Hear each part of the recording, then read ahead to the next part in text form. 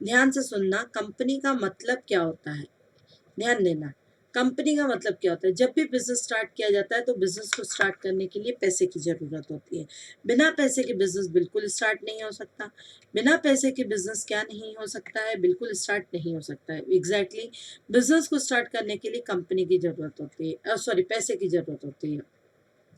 जब भी बिजनेस में आप पैसा लगाते हो, पैसा या तो सिंगल पर्सन लगाता है या आप पैसा पार्टनरशिप फॉर्म में लगाते हो। देखो, पैसा या तो आप सिंगल पर्सन लगाएगा, ठीक, in plus one we have situated about, तो उसे कहते हैं सोल प्रोप्राइटरशिप।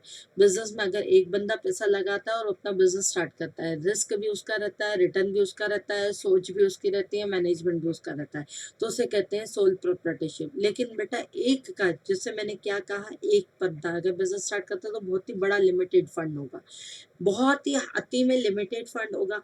अब अति में वो लिमिटेड फंड है तो करे क्या?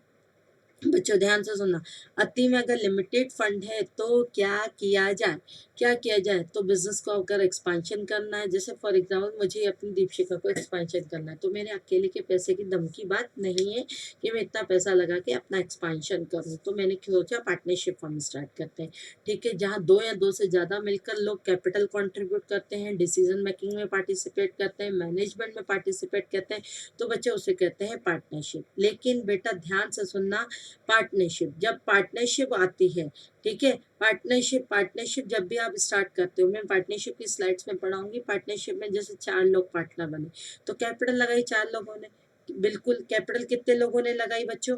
चार लोगों ने बेटा क्या लगा दी? कैपिटल लगाई। अब चार लोगों ने अगर आपकी कैपिटल लगाई तो चार लोग मिलके ही क्या करेंगे?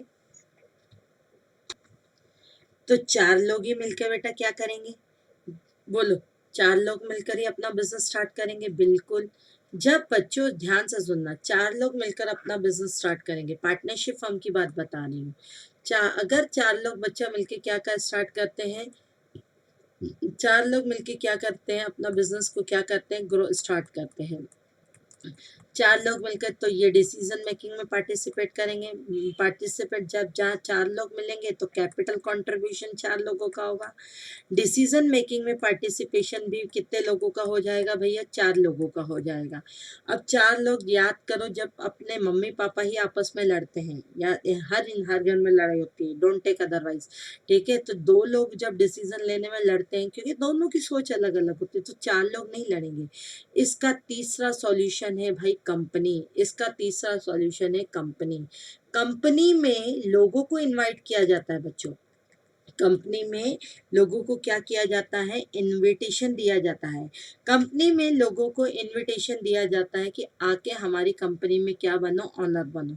और लोग मतलब क्या? बाहर के लोग, पूरी इंडिया में, इंडिया के लोगों को, इंडिया के लोगों को कहा जाता है कि आप कंपनी के ऑनर बनोगे। अब जहाँ पे चार लोग मिलकर आपस में बिजनेस को कॉन्फ्लिक्ट कर रहे थे डिसीजंस, तो वहां पे जब हजारों लोग, thousands of people, thousands of people अगर बच्चा कंपनी में अगर कंट्रीब्यूट करता है, तो बट ऑब्वियसली बात है ना, लोग हैं, बट ऑब्वियसली बात है, अगर वो बेटा कंपनी में क्या करते हैं, अगर वो कंपनी में कंट्रीब्यूट करते हैं तो डिसीजन, अब सभी लोग मिलके ऑनर बनेंगे, पैसा लगाएंगे बिजनेस में। जैसे पार्टनरशिप हमें चार लोग लगा रहे थे, यहाँ कितने लगा रहे हैं?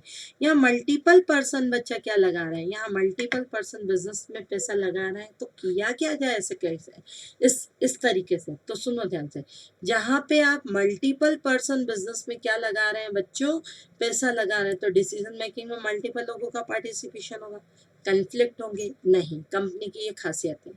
लॉ में एक ऐसा वेंचर बनाया गया, एक ऐसा बिजनेस बनाया गया जहाँ पे लोगों को कहा जाता है आके हमारी कंपनी में पैसा लगाओ। आप आके हमारी कंपनी में क्या लगाओ बच्चों? पैसा लगाओ, और आप कंपनी के ऑनर हो। लेकिन डे टू डे एक्टिविटी में पार्टिसिपेट आप लोग नहीं करोगे। तो आप लोग क्या करोगे? आप डे टू डे एक्टिविटी में पार्टिसिपेशन करेगा board of directors. In share holders में से दो या दो से ज्यादा लोगों को क्या अपॉइंट कर दिया जाएगा? फॉर एग्जाम्पल ये मोटू और ये पतलू, ये मोटू और ये पतलू को क्या अपॉइंट कर दिया जा रहा है? Board of directors. बाकी सब लोग बिजनेस में क्या लगाएंगे? पैसा लगाएंगे। अब बिजनेस में पैसा लगाने वाले सब और बोर्ड ऑफ डायरेक्टर्स, एक हुआ है मोटू और एक क्या है? पतलू। एग्जैक्टली। अब ये डिसीजन काम ये करेंगे, डे टू डे एक्टिविटी में पार्टिसिपेट ये करेंगे, और पैसा तो सबका लगा है ऑनर। तो बाकी ये नहीं बोल सकते हमारे पैसे का मिसयूज हो रहा है, नहीं नहीं बोल सकते। ये इसीलिए बोल सकते ये मोटू और पतलू यानी बोर्ड ऑफ डायरेक्टर्स के काम को बाद में रिव्यू किया जाएगा कि ये मोटू और पतलू ने हमारे पैसे का सही यूटिलाइजेशन किया है या नहीं किया। ये रिव्यू कौन करेगा? ये क्या सारे हजारों लोग जो ऑनर है वो करेंगे? नहीं, एक इंडिपेंडेंट चार्टर्ड अकाउंटेंट करेगा। एक इंडिपेंडेंट बच्चा क्या करेगा? चार्टर्ड अकाउंटेंट करेगा कि वो जैसे हम लोग करेंगे कि इन बोर्ड ऑफ डायरेक्टर्स ने काम अच्छे से किया है या नहीं किया है, और जो भी काम किया होगा वेदर राइट और रॉन्ग, इसकी इंफॉर्मेशन किसको देंगे? हम कंपनी के सारे क्या देंगे? मेंबर्स को देंगे। तो कंपनी को फ्रेम ही इसी तरीके से किया गया है। Company is an artificial judicial person. Company एक आर्टिफिशियल जुडिशियल पर्सन है जिसमें लोगों का ग्रुप है, एसोसिएशन ऑफ द पर्सन, जिसमें सभी लोग मिलकर सभी लोग क्या करते हैं? कंट्रीब्यूट करते हैं, पब्लिक कंट्रीब्यूट करती है, और वो पब्लिक कंपनी की क्या बन जाती है बच्चों? पब्लिक कंपनी की बेटा क्या बन जाती है? ओनर बन जाती है, पब्लिक कंपनी की ओनर बन जाती है। लेकिन क्या सभी owner day to day activity में पार्टिसिपेट करते हैं? Answer is no. केवल डे टू डे एक्टिविटी में पार्टिसिपेशन कौन करता है? Board of director. हाँ, कंपनी के मोस्ट ऑफ डिसीजंस, पार्टिसिपेशन और डिसीजन में फ़र्क है। डिसीजंस ऑनर लेते हैं मीटिंग के थ्रू, इन सबको मीटिंग में बुलाते हैं बोर्ड ऑफ डायरेक्टर कि हमें एक बिल्डिंग खरीदनी है, हमें ये काम करना है, हमें बच्चों वो काम करना है। तो वो बोलेंगे क्या? ठीक है, ठीक है, ये इन मीटिंग बुलाई जाएगी, मीटिंग में डिसीजन इन सब के होंगे। क्या प्रैक्टिकली ऐसा होता है? बिल्कुल ऐसा होता है। मैं ही हर चीज़, ये प्रैक्टिकली तो पढ़ रहा है। मैं रिलायंस कंपनी की ऑनर हूँ, एग्जैक्टली।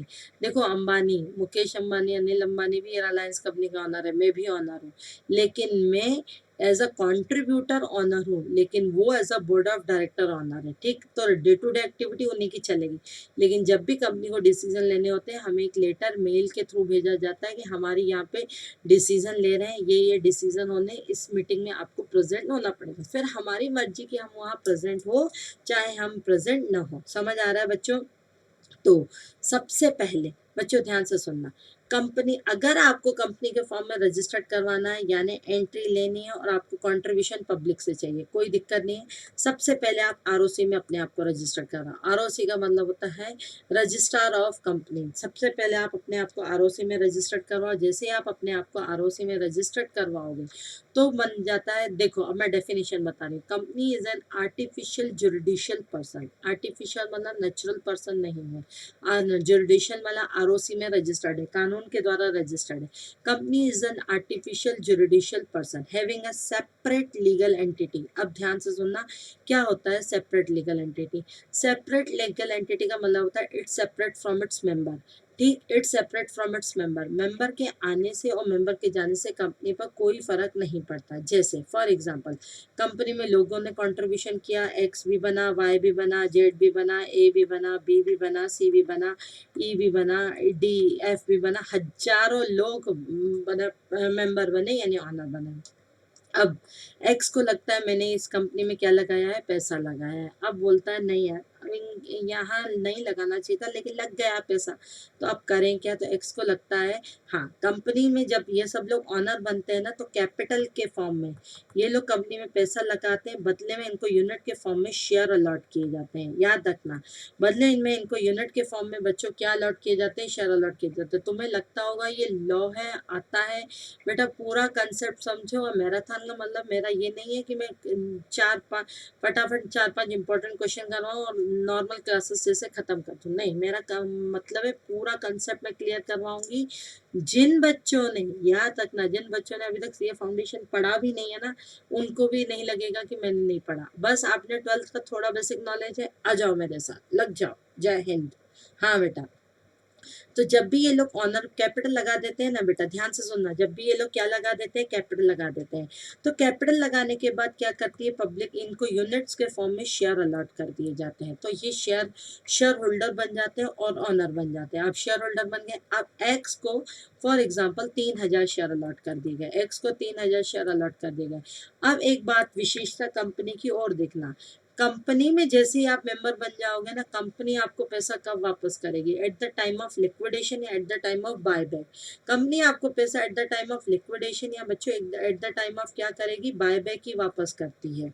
एग्जैक्टली जैसे मैं रिलायंस की शेयर होल्डर हूँ, मैंने रिलायंस के शेयर खरीदे, लेकिन रिलायंस मैं बोलती हूँ रिलायंस मुझे पैसा चाहिए।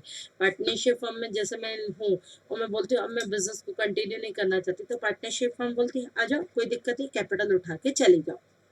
लेकिन कंपनी में ऐसा नहीं होता। क्यों नहीं होता कंपनी में ऐसा? कंपनी में बच्चों ऐसा नहीं हो सकता। कंपनी शेयर होल्डर को पैसा वापस करेगी जब कंपनी की वाइंड अप में जाएगी या एट द टाइम ऑफ क्या जाएगी? बाय बैक के टाइम पे कुछ कंडीशंस में। अब एक्स को लगता है कि यार क्या करें, पार्टनरशिप फर्म में होता, यार काश मैं पार्टनरशिप फर्म में होता, कैपिटल निकाल लेता, अब तो मेरा पैसा फंस गया। मैंने 3,000 शेयर खरीदे भाई, एक शेयर मेरा कितने रुपए का खरीदा हुआ है? एक शेयर मेरा 100 रुपए का खरीदा हुआ है, तो 3,000 शेयर, एक शेयर मेरा 100 रुपए का खरीदा हुआ है, तो बच्चों कितना है? 3 लाख का मेरा पैसा बचा है। तो एक्स चाहे तो अपना शेयर आर को अपने ट्रांसफरेबल कर सकता है, एक्स अपने शेयर आर को ट्रांसफरेबल कर सकता है।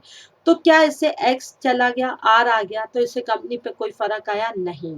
Company is N separate legal entity. Company is an artificial juridical person having a separate legal entity. Separate legal entity का मतलब होता है it's separate from its member. member के आने से और member के जाने से, मेंबर के आने से और मेंबर के जाने से कंपनी पर कोई भी फर्क नहीं आता। मेंबर के आने से और मेंबर के जाने से बच्चों कंपनी पर क्या नहीं आता? कोई भी फर्क नहीं आता। ठीक, तो company is an artificial juridical person having a separate legal entity which not affected the change in managership. ठीक, अब आपको कोई भी काम कर रहा है तो बोर्ड ऑफ डायरेक्टर कर रहा है, बोर्ड ऑफ डायरेक्टर अपने लिए नहीं कर रहा है, बोर्ड ऑफ डायरेक्टर कंपनी के लिए कर रहा है।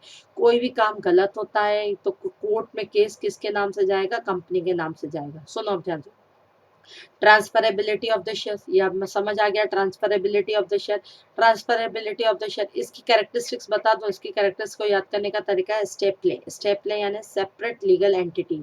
T it means what? T मतलब transferability of share. A means artificial juridical person. Artificial person मतलब which are created by the law. P मतलब परपेचुअल एग्जिस्टेंस। अब ध्यान से सुनना, परपेचुअल एग्जिस्टेंस कहीं ना कहीं सेपरेट लीगल एंटिटी से लिंकअप करता है। कैसे लिंकअप करता है? कंपनी का अपने मेंबर से सेपरेट एग्जिस्टेंस रहता है। मेंबर के आने से, मेंबर के जाने से, मेंबर की डेथ हो जाने से, मेंबर के इंसॉल्वेंट हो जाने से कंपनी पर कोई भी फर्क नहीं आता। कंपनी पर कोई भी फर्क नहीं आता। स्टेप ले, स्टेप ले, ले इट मीन्स लिमिटेड लाइबिलिटी। ये मैडम लिमिटेड लाइबिलिटी का मतलब क्या होता है? अरे बच्चों, लिमिटेड लाइबिलिटी का मतलब सुनो ध्यान से क्या होता है। जैसे एक्स ने 3,000 शेयर खरीदे, बेटा एक शेयर 100 रुपए का थे। कंपनी एक साथ नहीं मंगवाती, कंपनी इंस्टॉलमेंट में मंगवाती है। कंपनी इंस्टॉलमेंट में मंगवाती है। अब कैसे इंस्टॉलमेंट में मैडम मंगवा रही है? देखो बेटा, कंपनी ने कहा 3,000 शेयर्स पर अभी मुझे 50 रुपए दे दो। फिर कंपनी ने फिर कहा 3,000 शेयर्स पे मेरे को अभी क्या दे दो? 20 रुपए दे दो। अब 50 और 20 70, 70 में से अब कंपनी शेयर होल्डर से मैक्सिमम 100 मंगवाए जा सकते हैं, 70 दे चुका है, तो बच्चा बच्चों कितना? 30 रुपीज। कितना बचा बेटा? 30 रुपीज। आप क्या करोगे? मैं अब इससे ए से या एक्स से जो भी बंदा था, मैक्सिमम बच्चों कितना कॉल करोगे? 30 रुपीज। इसे कहा जाता है लिमिटेड लाइबिलिटी। लिमिटेड लाइबिलिटी यानी शेयर होल्डर की liability to the extend of unpaid up call. To the extend of unpaid up call, जितना उसने पे नहीं किया ना उतने तक लिमिटेड होती है। अब फॉर एग्जाम्पल कंपनी को बहुत पैसे की जरूरत, वाइंड अप में जा रही है, पैसे की जरूरत है। अब एक से बोल रही है भाई देख तूने 70 रुपए दे दिए ना, 70 रुपए और दे दे कॉल पे। नहीं मंगवा सकती। कंपनी की शेयर होल्डर की liability to the extend of unpaid up call क्या रहती है? लिमिटेड रहती है। तो लिमिटेड लाइबिलिटी पार्टनरशिप भी हो गई। कंपनी जो भी काम करता है बोर्ड ऑफ डायरेक्टर्स करता है, लेकिन रिस्पॉन्सिबल बोर्ड ऑफ डायरेक्टर्स नहीं होते, रिस्पॉन्सिबल कंपनी होती है। तो कैसे पता लगे कंपनी ने काम कैसे कहना? कंपनी का क्या हुआ? Company work under a common seal. Common seal means company artificial person है, अपने साइन ऐसे तो नहीं कर सकती, तो कॉमन सील मतलब सिग्नेचर ऑफ द कंपनी है। तो बच्चों company is an artificial juridical person having a separate legal entity which work under a common seal, which work under a common seal। अगर ये कैरेक्टरिस्टिक्स याद करनी है, स्टेप ले। एस मतलब सेपरेट लीगल एंटिटी, टी मतलब ट्रांसफरेबिलिटी, ई मतलब step में ए मतलब आर्टिफिशियल पर्सन, पी मतलब परपेचुअल एग्जिस्टेंस, लिमिटेड लाइबिलिटी, और ई मतलब common seal, existence of common seal. अब सुनो, जब भी कोई भी कंपनी में, ध्यान से सुनना, ध्यान देना बेटा, देखो मैं बता देती हूँ, वो भी बता देती हूँ चीजों को। जब भी कोई भी कंपनी, जैसे रिलायंस थी, रिलायंस ने क्या किया, बोला कि हम हमारे आके शेयर्स खरीद दो, हमारा रिटर्न बहुत अच्छा है। कंपनी, बच्चा ध्यान से सुनना, जब भी कोई भी कंपनी शेयर होल्डर को इन्वाइट करती है कि हमारी कंपनी में पैसा के लगा, तो उसे कहते हैं प्रोस्पेक्टस। उसे क्या कहा जाता है, प्रोस्पेक्टस। प्रोस्पेक्टस होता है इनविटेशन ऑफ ऑफर। प्रोस्पेक्टस बच्चों क्या होता है, इनविटेशन ऑफ ऑफर। ऑफर देती कि हमारी कंपनी के आके शेयर्स खरीदो। अब जब आप, प्रोस्पेक्टस इनविटेशन टू ऑफर है, इनविटेशन टू ऑफर अगर कंपनी देती है, तो जैसे रिलायंस ने हम लोग सबको ओपन फॉर ऑल दिया, ओपन फॉर ऑल इनविटेशन दिया बच्चों, ओपन फॉर ऑल इनविटेशन दिया। रिलायंस कंपनी ने क्या इनविटेशन दिया कि हमारी कंपनी के आके क्या खरीद लो बच्चों, शेयर्स खरीद लो। ओके, हम उसकी कंपनी के क्या खरीद लेंगे, शेयर्स खरीद लेंगे। हम फिर उसको इनवाइट करेंगे कि हमें कंपनी के शेयर्स खरीदने। कंपनी प्रोस्पेक्टस इशू करती है, इनविटेशन टू ऑफर देती है, फिर हम कंपनी को ऑफर देते हैं। फिर बच्चों हम कंपनी को ऑफर देते हैं, हमें कंपनी के शेयर खरीदने हैं।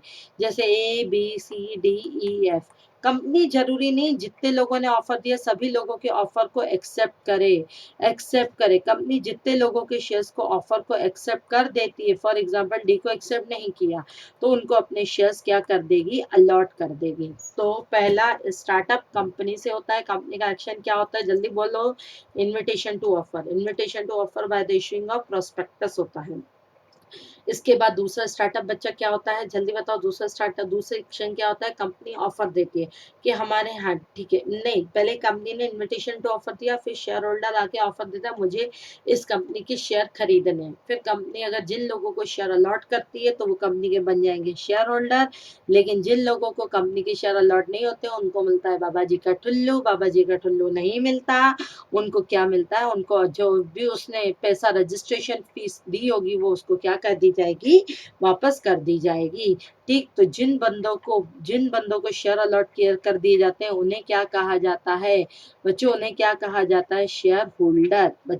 ठीक है, उन्हें क्या कहा जाता है, शेयर होल्डर। समझ आ रहा। तो बच्चों अब चलते हैं टाइप्स ऑफ कंपनीज पर। कंपनी की डेफिनेशन हो गई बच्चों, ध्यान से सुनना, टाइप्स ऑफ कंपनीज क्या क्या होती है। टाइप्स ऑफ कंपनीज में बोला गया बहुत सारी कंपनियां होती हैं, ठीक है। सबसे पहले यहाँ पे इन्होंने अनसीक्वेंस वाइज दिया है, मैं सीक्वेंस वाइज चलाती हूँ, मैं समझाती हूँ तुम लोगों को। पहली कंपनी होती है बेटा प्राइवेट कंपनी, और दूसरी कंपनी होती है पब्लिक कंपनी। पहली होती है प्राइवेट कंपनी, और दूसरी कंपनी कौन सी होती है, दूसरी कंपनी कौन सी कंपनी होती है बच्चा, पब्लिक कंपनी। पहले तो सुन लो ध्यान से, प्राइवेट कंपनी और पब्लिक कंपनी का कंसेप्ट क्या है। प्राइवेट कंपनी और पब्लिक कंपनी का कंसेप्ट क्या है, देखो ध्यान से। कंपनी में बोला गया बहुत सारे लोगों को इनविटेशन दिया जाता है। अभी मैंने कहा बहुत सारे लोगों को बच्चों क्या दिया जाएगा, इनविटेशन दिया जाता है, कि लोगों को इनवाइट किया जाता है कि आके हमारी कंपनी के क्या खरीद लो, आके हमारी कंपनी के क्या खरीद लो, शेयर्स खरीद लो। ठीक है, लोगों को इन्विटेशन दे रहे हैं और अब बोल रहे हैं आके हमारी कंपनी के क्या खरीद लो, शेयर्स खरीदो। अब ये इनविटेशन देने का वो क्या है, प्रोस्पेक्टस इश्यू करती है। देखो ध्यान से, एक होती है पब्लिक कंपनी और एक होती है प्राइवेट कंपनी। प्राइवेट कंपनी केवल इनविटेशन किसको दे सकती है, फ्रेंड्स और रिलेटिव्स को दे सकती है। प्राइवेट कंपनी इनविटेशन केवल फ्रेंड्स और किसको दे सकती है, रिलेटिव्स को दे सकती है। और public company invitation open for all है, ओपन फॉर ऑल है, यानी ये माउथ पब्लिसिटी का ये किसी भी तरीके का क्या कर सकती है, एडवर्टीजमेंट कर सकती है। ये ऑल ओवर इंडिया में, ऑल ओवर वर्ल्ड में लोगों को इनवाइट कर सकती है कि आके हमारी कंपनी के शेयर्स खरीदो, जबकि प्राइवेट कंपनी केवल फ्रेंड्स और रिलेटिव को कह सकती है। For example Deepshikha private limited बच्चों, ध्यान से सुनना। For example Deepshikha private limited क्या है, अपने क्या करते हैं, सिर्फ इनविटेशन, ओरल इनविटेशन दे सकती है, उसका रिटर्न इनविटेशन नहीं होता हमारी कंपनी क्या के शेयर खरीदो। मैं तुम लोगों को इनवाइट कर रही हूँ, अरे दीपशिका ऐसे ही बोल रही, दीपशिका का रिटर्न बहुत अच्छा है, एजुकेशन इंडस्ट्री में डील करती है, बहुत अच्छा रिटर्न है, सीए के बच्चों को, सीएस के बच्चों को पढ़ाती है, फ्यूचर ग्रोथ बहुत अच्छी है, आके हमारी कंपनी में पैसा लगाओ। तो मैं तुम लोग मेरे फ्रेंड हो गए। फ्रेंड का मतलब क्या होता है? To known person. फ्रेंड का मतलब क्या होता है बच्चों? टू नोन पर्सन, जिसको आप जानते हो। जरूरी नहीं है कि फ्रेंडशिप बेल्ट बंधा हो, नहीं नहीं, टू नोन पर्सन जिनको आप जानते हो उसे कहते हैं फ्रेंड्स। तो प्राइवेट कंपनी प्रोस्पेक्टस इशू नहीं कर सकती, रिटर्न एडवर्टाइज, प्रोस्पेक्टस इशू करने का मतलब होता है रिटर्न एडवर्टीजमेंट, रिटर्न एडवर्टीजमेंट नहीं कर सकती। लोगों को सिर्फ फ्रेंड्स और अपने रिलेटिव को इनवाइट कर सकती है, हमारी कंपनी में आके शेयर खरीदो। जबकि यही पब्लिक कंपनी होगी, पब्लिक कंपनी प्रोस्पेक्टस इशू करेगी, ओपन इनविटेशन फॉर पब्लिक देगी। रिलायंस कंपनी पब्लिक कंपनी है, ठीक है, ओपन इनविटेशन देती है। रिलायंस हो गया, एयरटेल हो गया, हुंडई हो गया, होंडा हो गया, वट जितनी कंपनियां सारी पब्लिक कंपनी है, बीएसएनएल हो गया।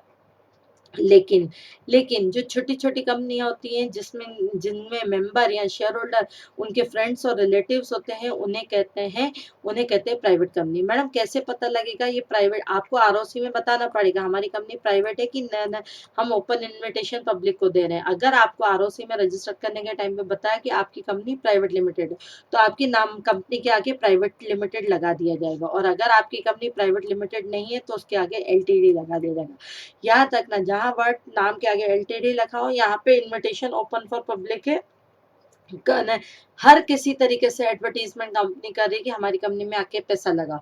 और प्राइवेट कंपनी केवल इनविटेशन किसको दे सकती है? फ्रेंड्स को। और किसको दे सकती है बच्चों? रिलेटिव्स को ही दे सकती है। इसके अलावा प्राइवेट कंपनी में मिनिमम कितने मेंबर होते हैं? प्राइवेट कंपनी में मिनिमम 2 होते हैं और मैक्सिमम 200 मेंबर होंगे, ठीक है। जबकि पब्लिक कंपनी में मिनिमम, बेटा मैं नहीं बता रही, तुम लोगों को भी बताते चलना है नीचे कमेंट्स बॉक्स में। पब्लिक कंपनी में मिनिमम, अगर आपने पढ़ा है तो, नहीं पढ़ा हुआ कोई दिक्कत नहीं है, सुनते चलो। पब्लिक कंपनी में मिनिमम 7 मेंबर होते हैं और मैक्सिमम बच्चों अनलिमिटेड मेंबर होते हैं। देखो, तुम लोग अगर कमेंट्स बॉक्स में बोलोगे ना, इससे 2 फायदे होंगे। 2 फायदे ये हैं कि तुम्हारे कॉन्फिडेंस बिल्टअप होगा। कॉन्फिडेंस बिल्टअप क्या कर रहे हैं मैडम? जो बता रही है हमें आता है, ठीक है। दूसरा फायदा ये कि हमेशा के लिए जब आप कोई चीज लिखते हो ना, तो हमेशा के लिए वो चीज याद हो जाती है, ठीक है। तो मिनिमम 2 मेंबर। और पब्लिक प्राइवेट कंपनी में बेटा, प्राइवेट कंपनी में आपके मिनिमम 2 डायरेक्टर होते हैं और पब्लिक कंपनी में आपके मिनिमम कितने डायरेक्टर होंगे? 3, ठीक है। ठीक, तो ये है पब्लिक और प्राइवेट कंपनी में फर्क। तो एक हमारी कंपनी बन गई पब्लिक कंपनी, दूसरी कंपनी बन गई प्राइवेट कंपनी।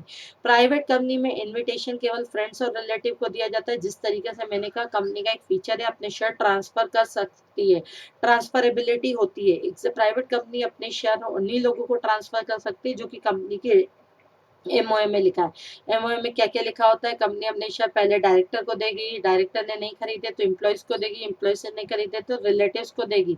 इस तरीके से, तो उसी सीक्वेंस में उसको फॉलो करना पड़ेगा, इजीली ट्रांसफरेबल नहीं है।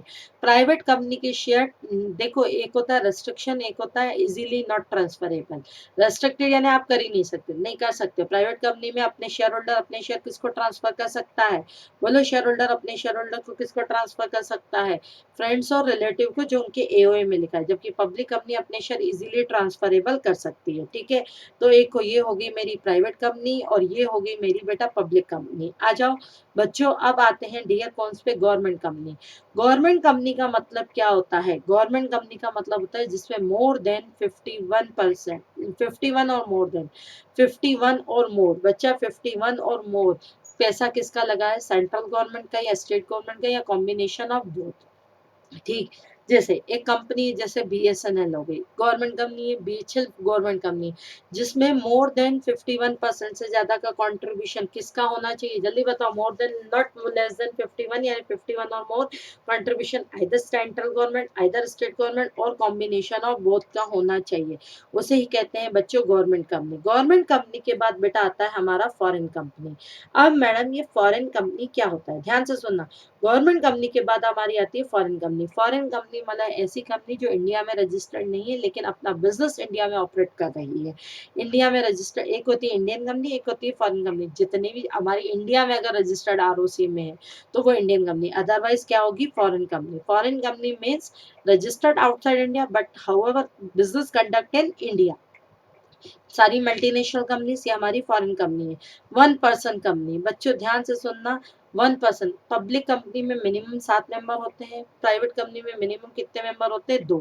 अगर कंपनीज एक्ट 2013 में अमेंडमेंट आया सेक्शन 262 में, सेक्शन 262 में कंपनीज एक्ट में अमेंडमेंट आया कि 1% कंपनी मीन्स द कंपनी जहां पर लोग कंपनी में एक ही मेंबर होगा, एक ही मेंबर होगा। अरे एक ही मेंबर होगा तो मैडम प्रोप्राइटरशिप खोलो ना, एक ही मेंबर होगा तो क्यों आप वो खोल रहे हो?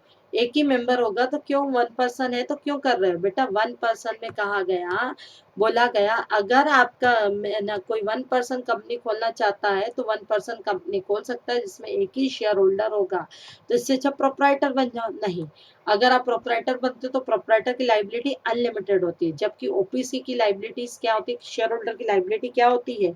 लिमिटेड होती है। ठीक है, 1% कंपनी। अब स्मॉल कंपनी बोला क्या? देखो इंडिया में स्मॉल कंपनीज को बहुत सारे बेनिफिट दिए गए हैं, ध्यान से सुनना। स्मॉल कंपनीज पब्लिक कंपनियां नहीं हो सकती, पब्लिक कंपनी कभी भी स्मॉल कंपनी नहीं होगी, अदर देना पब्लिक कंपनी होगी। पब्लिक कंपनी को छोड़ के, यानी पब्लिक यानी जिसमें ओपन इन्विटेशन फॉर ऑल है, वो कंपनी पब्लिक कंपनी होगी, और वो कंपनी पब्लिक कंपनी होगी। पब्लिक कंपनी को छोड़ के यानी प्राइवेट कंपनी होगी। क्या सारी प्राइवेट कंपनियां स्मॉल कंपनियां? बोला गया नहीं।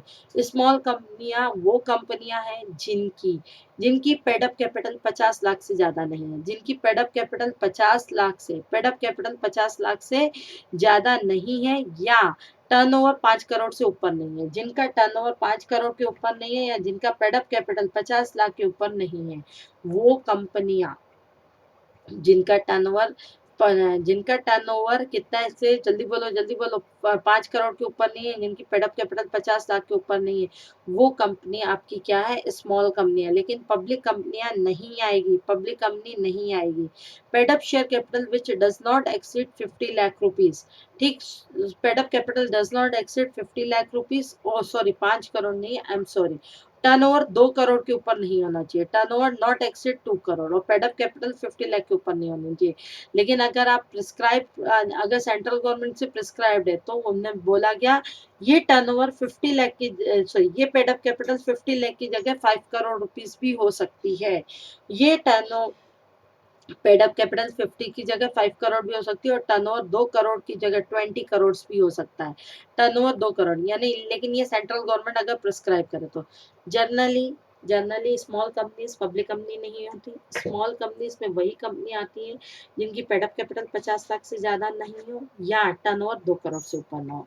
पेडअप कैपिटल 50 लाख और टर्नओवर 2 करोड़ के ऊपर है। लेकिन अगर आपको सेंट्रल गवर्नमेंट से प्रिस्क्राइब करवा देते हो तो 50 लाख की लिमिट हो गई ये 5 करोड़, 50 लाख की लिमिट होगी 5 करोड़, और 2 करोड़ की लिमिट होगी 20 करोड़। कंसेप्ट समझ आ रहा है? उसे कहते हैं। आ जाओ बेटा, अब ध्यान से सुनना।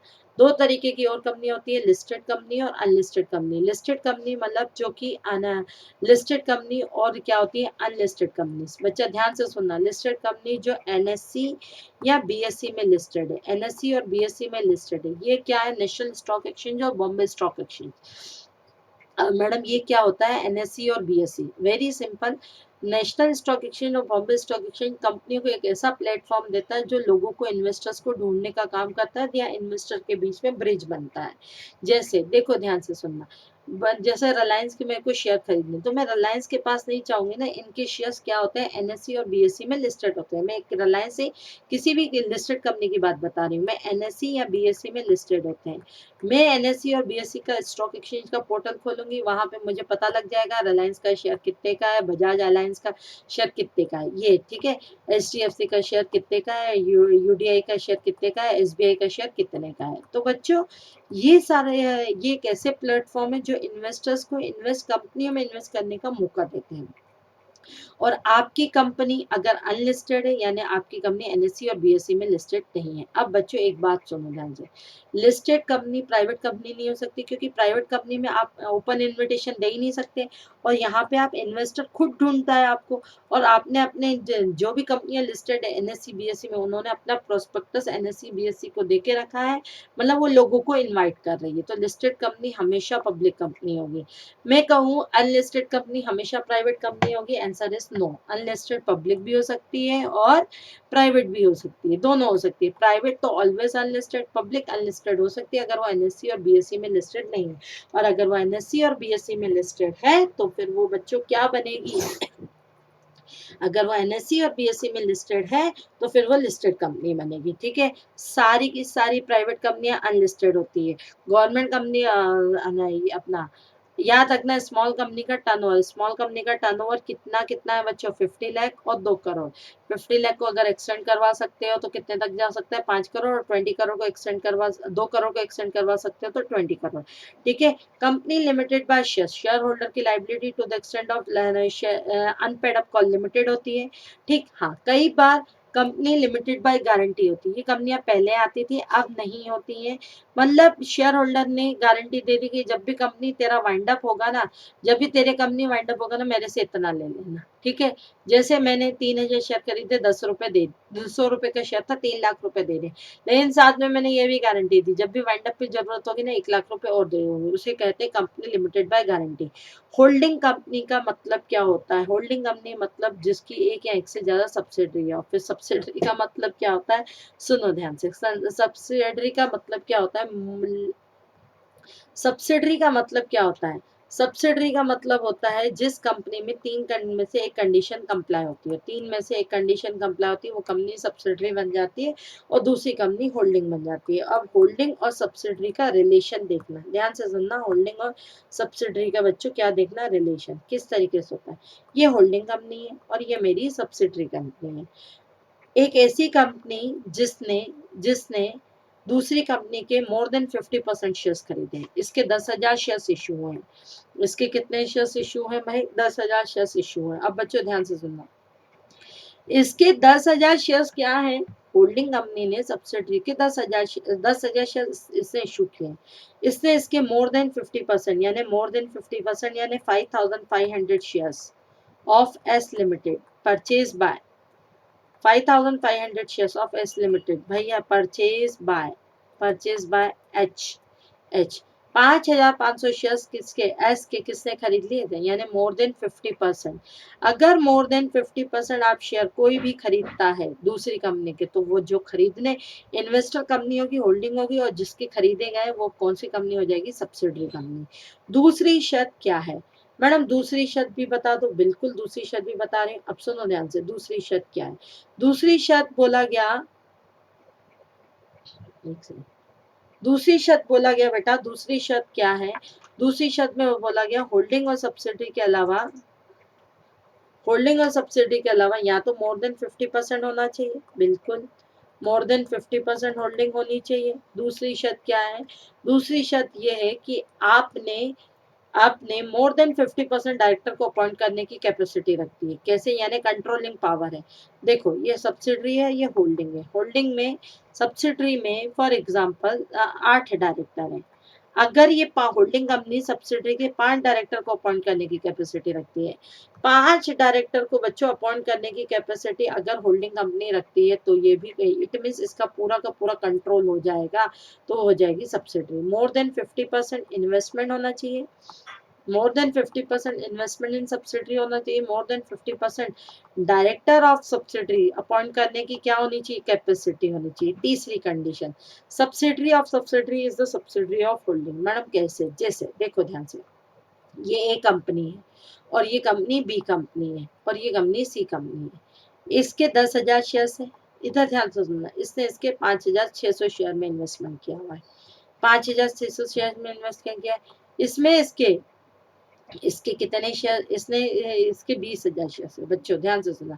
इसने 9,500 शेयर ही खरीदे, यानी लेस देन 50% है। लेकिन इसके बोर्ड ऑफ डायरेक्टर है 5, 5 में से 3 अपॉइंटेड बाय, 5 में से 3 क्या है, अपॉइंटेड बाय क्या है, बी, बी कंपनी के द्वारा अपॉइंटेड है, ठीक है भैया। यानी ए, बच्चों ध्यान से सुनो, इधर देखो, ध्यान दो। A, A is the holding of B, A is the holding of, बेटा क्या है, A is the holding of B, यानी B is the subsidiary of A. B is the, बेटा ध्यान से सुनना, A is the holding of B, यानी B is the subsidiary of B, subsidiary of क्या है, B subsidiary of A.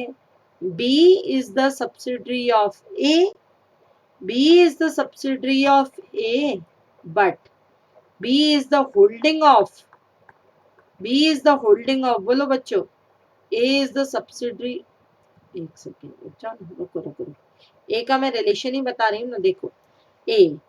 A is the holding of B. B is the subsidiary of A, but B is the holding of C. C is the subsidiary of, बोलो subsidiary of B. लेकिन बेटा subsidiary की subsidiary भी holding की subsidiary होती है, यानी सी का लिंक अब बी से है, तो सी का जो कुछ बी का, तो बी का जो कुछ ए का, तो B is the holding of क्या, A is the holding of B and C हो जाएगा। A is the holding of B and C हो जाएगा। बेटा ध्यान से सुनना, B, B subsidiary of A and holding of क्या है, सी है, बिल्कुल। बी और C is the subsidiary of B and A, ठीक है। इसे कहा जाता है, तीन में से एक कंडीशन कंप्लाई करनी है, या तो बोर्ड ऑफ डायरेक्टर्स का कंट्रोल हो, यानी मोर देन 50%, या more than 50% share subscribe by the holding company, और subsidiary of subsidiary is also the subsidiary of holding. अब बच्चों ध्यान दो, अब बेटा एक चीज और ध्यान से सुनना, maintenance of books of accounts. मैंने कहा, क्या कहा, मैंने आपको क्या कहा, मैंने आपको कहा, सुनना, ध्यान देना बेटा, maintenance of books of accounts. मैंने आपको बार बार कह रही हूँ आप लोगों को कि शेयर होल्डर पैसा लगाते हैं कंपनी में, पैसा कौन लगाता है बच्चों, कंपनी में पैसा कौन लगाता है, शेयर होल्डर क्या लगाते हैं, पैसा लगाते हैं। अब जब भी कंपनी में शेयर होल्डर क्या लगाएंगे, पैसा लगाएंगे। जब भी कंपनी में भैया शेयर होल्डर क्या लगाएंगे, पैसा लगाएंगे, तो शेयर होल्डर के पैसे का, ये देखो, शेयर होल्डर के पैसे का सही यूज हो पा रहा है या नहीं हो पा रहा है, उनके पैसे का अनसिस्टमेटिक, क्योंकि बोर्ड ऑफ डायरेक्टर के पर्सन इंटरेस्ट में तो उसको यूज नहीं कर रहा है, तो क्या किया जाए।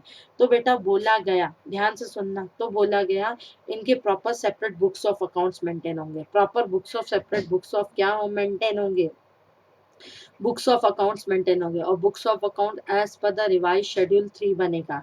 Books of account as per the revise schedule of 3 बनेगा। कंपनी के बुक्स ऑफ अकाउंट से बैलेंस शीट आती है, पार्ट 1 ऑफ रिवाइज शेड्यूल 3।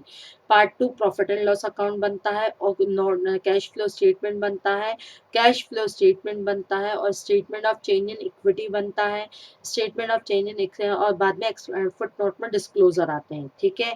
कोई भी कंपनी होगी बच्चों, ध्यान से सुनो, कोई भी कंपनी अगर होगी, कोई भी कंपनी होगी, कंपनी को अपने बुक्स ऑफ अकाउंट्स को मेंटेन करना बहुत जरूरी है। कंपनी को अपने बुक्स ऑफ अकाउंट्स को मेंटेन करना बहुत जरूरी है। एक चीज और, मैं आपको स्टेचुरी कंपनी नहीं पढ़ाया यहाँ पर।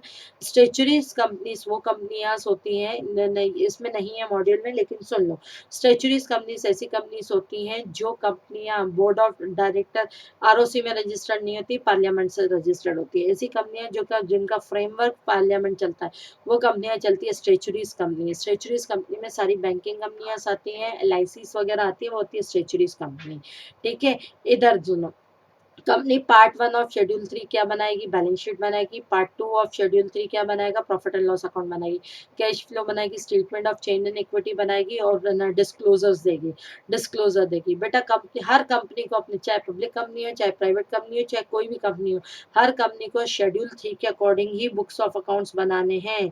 शेड्यूल 3 के according he books of accounts बनाने हैं। शेड्यूल 3 का पार्ट 1 जल्दी बोलते चलो, शेड्यूल 3 का पार्ट 1 क्या होता है, जल्दी बोलो, शेड्यूल 3 का पार्ट 1 क्या होता है, शेड्यूल 3 का पार्ट 1 क्या होता है, बैलेंस शीट। शेड्यूल 3 का पार्ट 2 क्या होता है, बोलो बच्चों, शेड्यूल 3 का पार्ट 2 क्या होता है, शेड्यूल 3 का पार्ट 2 होता है profit and loss account. Profit and loss account part 1 balance sheet, part 2 profit and loss account, फिर बनेगा कैश फ्लो स्टेटमेंट, फिर बनेगा एक्सप्लेनेटरी नोट्स, फिर बनेंगे बच्चे change in statement of change in equity, फिर बनेगा एक्सप्लेनेटरी नोट। हर कंपनी को अपने बुक्स ऑफ अकाउंट्स ऐसे मेंटेन करने पड़ेंगे, और सीए से ऑडिट करवाने पड़ेंगे, क्योंकि CA is the independent auditor. But बेटा कुछ कंपनियों के लिए बोला गया शेड्यूल 3 के अकॉर्डिंग नहीं बनेंगे, उनके अपने एक्ट लगते हैं, जैसे इंश्योरेंस कंपनी को IRDA, insurance regulation development authority act के अकॉर्डिंग बनाती कंपनी, ठीक। Banking company banking regulation act 1949 को फॉलो अप करती है। इलेक्ट्रिसिटी कंपनी या जो भी पब्लिक सेक्टर अंडरटेकिंग में जो भी यूटिलिटी कंसर्न है, उनके अपने ही एक्ट चलते हैं, ठीक है। तो कुछ कंपनियों को छोड़ के बाकी कंपनियों को कंपलसरी शेड्यूल 3 के अकॉर्डिंग पार्ट 1 में बैलेंस शीट, और पार्ट 2 में क्या बनाना है, profit and loss account, cash flow statement, statement of change in equity बनाना है। ये बाद में बताऊंगी, कंपनी के हेड और ये क्या है, सब हेड, ये बाद में पढ़ेंगे अपन। ठीक, तो ये हुआ कंपनी का बेटा। अभी क्योंकि कंपनी के जब तक मैं फाइनल अकाउंट्स बनाने से पहले मैं उसकी आगे की प्रोसीजर बता दूं, उसके बाद आगे की चीजों का फाइनल अकाउंट्स बनेंगे। ठीक है, ये हमारा चैप्टर 1 में फाइनल अकाउंट्स बचा हुआ है, कंपनी के चैप्टर 1 में फाइनल अकाउंट्स बनाना है। अब होप सो मैं होमवर्क, इसमें कोई भी टफेस्ट क्वेश्चन नहीं है, कोई भी टफेस्ट क्वेश्चन नहीं। गवर्नमेंट कंपनी मतलब क्या, मोर 50 और मोर की मोर देन 51% से ऊपर का पार्टिसिपेशन किसका होता है, सेंट्रल गवर्नमेंट या स्टेट गवर्नमेंट का। आराम से आपके ये क्वेश्चन हो जाने हैं, जहां जहां मैंने टिक करके रखे हैं। जो क्वेश्चन टफ होंगे वो मैं करवाती चलूंगी, और जो क्वेश्चन बहुत इजी हैं उसमें आराम से हो जाएगा। चलो अब बेटा ध्यान से सुनो, अब अगला आता है कंसेप्ट। जब भी कोई कंपनी शेयर इशू करती है, अगर प्राइवेट कंपनी होगी, बेटा ध्यान से सुनना, अगर प्राइवेट कंपनी होगी तो क्या करेगी। जब भी कोई कंपनी शेयर इशू करती है तो प्राइवेट कंपनी होगी तो सिंपल इनविटेशन रिलेटिव्स और फ्रेंड्स को देगी। पब्लिक कंपनी होगी तो इनविटेशन प्रोस्पेक्टस के थ्रू देगी। और शेयर होल्डर इनवाइट होंगे, शेयर होल्डर कंपनी के शेयर खरीदेंगे तो उन्हें क्या कहा जाएगा, शेयर होल्डर, या क्या कहा जाएगा, मेंबर्स। उन्हें क्या कहा जाएगा, शेयर होल्डर या मेंबर, और वो जो होगा उसे कहेंगे शेयर कैपिटल। अब कंपनी किस किस तरीके के शेयर्स इशू कर सकती है, सुनना ध्यान से। अब कंपनी किस किस तरीके के शेयर्स इशू कर सकती है। कंपनी दो तरीके के शेयर्स इशू करती है। पहला शेयर होता है बच्चों इक्विटी शेयर्स, और दूसरे शेयर्स होते हैं हमारे preference shares. Equity shares and preference shares क्या होते हैं, इक्विटी शेयर्स और प्रेफरेंस शेयर्स, ध्यान से सुनना। देखो, एंड ऑफ द डे दोनों ही ऑनर होते हैं, एक होते हैं इक्विटी शेयर्स और एक होते हैं प्रेफरेंस शेयर्स। जैसा नाम से वर्ड दिख रहा है, preference share holder, preference share holder मतलब जिनको इक्विटी से राइट पहले मिलता है, जिनको इक्विटी से राइट पहले मिलता है। अब इक्विटी से राइट कैसे पहले मिलता है, देखो ये शेयर होल्डर्स हैं। शेयर होल्डर्स ने कंपनी में पैसा लगाया, कंपनी ने उसमें कंपनी में पैसा लगाया, कंपनी ने डे टू डे ऑपरेशन किया, डे टू डे ऑपरेशन के बाद ध्यान से सुनना, शेयर होल्डर ने कंपनी में पैसा लगाया, कंपनी में जैसे ही शेयर होल्डर ने पैसा लगाया, कंपनी ने डे टू डे ऑपरेशन किया, और डे टू डे ऑपरेशन के बाद कंपनी का जो भी रिजल्ट आया वो रिजल्ट प्रॉफिट आया होगा या वो रिजल्ट लॉस आया होगा। प्रॉफिट क्या करेगी, शेयर होल्डर को डिस्ट्रीब्यूट करेगी। प्रॉफिट जब शेयर होल्डर को डिस्ट्रीब्यूट करती है इन द फॉर्म ऑफ क्या करती है, डिविडेंड करती है। पार्टनरशिप फॉर्म में profit in the form of profit distribute होता है, और यहाँ पे शेयर होल्डर को डिविडेंड होता है। तो बेटा जब भी कंपनी डिविडेंड डिस्ट्रीब्यूट करेगी, पहला राइट डिविडेंड में, पहला राइट किसका होगा, प्रेफरेंस शेयर होल्डर का होगा। दूसरा राइट किसका होगा, इक्विटी का होगा। और कंपनी के शेयर होल्डर को पैसा कब वापस करती है, कंपनी शेयर होल्डर को पैसा बच्चों कब वापस करती है, जल्दी बोलो। Eight the time of winding up, winding up के टाइम पर जब भी शेयर होल्डर को पैसा क्या करेगी, वापस करेगी। वाइंडिंग अप के टाइम पर बच्चों जब भी वो शेयर होल्डर को पैसा, याद रखना, वाइंडिंग अप के टाइम पर जब भी वो शेयर होल्डर को पैसा क्या करेगी, वापस करेगी। ध्यान से सुनो, वाइंडिंग अप के टाइम पर जब भी वो शेयर होल्डर को पैसा बेटा क्या करेगी, वापस करेगी। तो पहला राइट प्रेफरेंस शेयर होल्डर का होगा, पहला राइट किसका होगा, प्रेफरेंस शेयर होल्डर का होगा। तो प्रेफरेंस शेयर होल्डर होते हैं ऐसे शेयर होल्डर्स, बच्चों ध्यान से सुनना, प्रेफरेंस शेयर होल्डर ऐसे शेयर होल्डर होते हैं जिनमें दो जगह पे, दो में पहला राइट मिलता है। पहला किस किस में राइट मिलता है, जल्दी बताते चलो, पहला राइट किस किस में मिलता है, पहला प्रेफरेंस में, पहला प्रेफरेंस में राइट मिलता है। डिविडेंड में, डिविडेंड में पहला राइट मिलता है, पहले प्रेफरेंस शेयर होल्डर को मिलता है, फिर इक्विटी शेयर होल्डर को मिलता है। और वाइंडिंग अप के टाइम पर कैपिटल में पहला हिस्सा किसको मिलता है, वाइंडिंग अप के टाइम पे पहला ऐसा किसको मिलता है, वाइंडिंग अप में पहला प्रेफरेंस शेयर होल्डर को मिलता है। तो इक्विटी शेयर्स कौन से शेयर होते हैं, जो कि प्रेफरेंशियल राइट को एंजॉय नहीं करते। प्रेफरेंशियल राइट्स को जो भी क्या नहीं करते, एंजॉय नहीं करते, वो होते हैं इक्विटी शेयर होल्डर। और प्रेफरेंस शेयर होल्डर जो अपने राइट्स को एंजॉय करते हैं, कितने राइट्स हैं बच्चों, बोलो कितने राइट्स है, जल्दी जल्दी बोलो कितने राइट्स है। प्रेफरेंस शेयर होल्डर के दो, डिविडेंड में पहला राइट रखते हैं, और वाइंडिंग अप के टाइम पर, वाइंडिंग अप के टाइम पर, वाइंडिंग अप के टाइम पर किस में राइट रखेंगे, कैपिटल में पहला राइट रखते हैं। चलो आ जाओ, अब आते हैं बच्चों टाइप्स ऑफ प्रेफरेंशियस, ध्यान से सुनना, types of preferences. Types of preferences में होता है क्यूमुलेटिव, पहले तो on the basis of cumulation, ये पहला है, ये पहला है on the basis of cumulation. Cumulative preferences होते हैं और नॉन क्यूमुलेटिव प्रेफरेंशियस होते हैं, सुनना ध्यान से, क्यूमुलेटिव प्रेफरेंशियस और बेटा कौन से शेयर्स होते हैं, नॉन क्यूमुलेटिव प्रेफरेंशियस होल्डर होते हैं। क्या होते हैं, क्यूमुलेटिव और नॉन क्यूमुलेटिव प्रेफरेंशियल होल्डर। सुनो, एक होंगे क्यूमुलेटिव और एक होंगे नॉन क्यूमुलेटिव। देखो प्रेफरेंस शेयर होल्डर को डिविडेंड में राइट पहले मिलता है, आई एक्सेप्टेड, लेकिन डिविडेंड कितना मिलना चाहिए?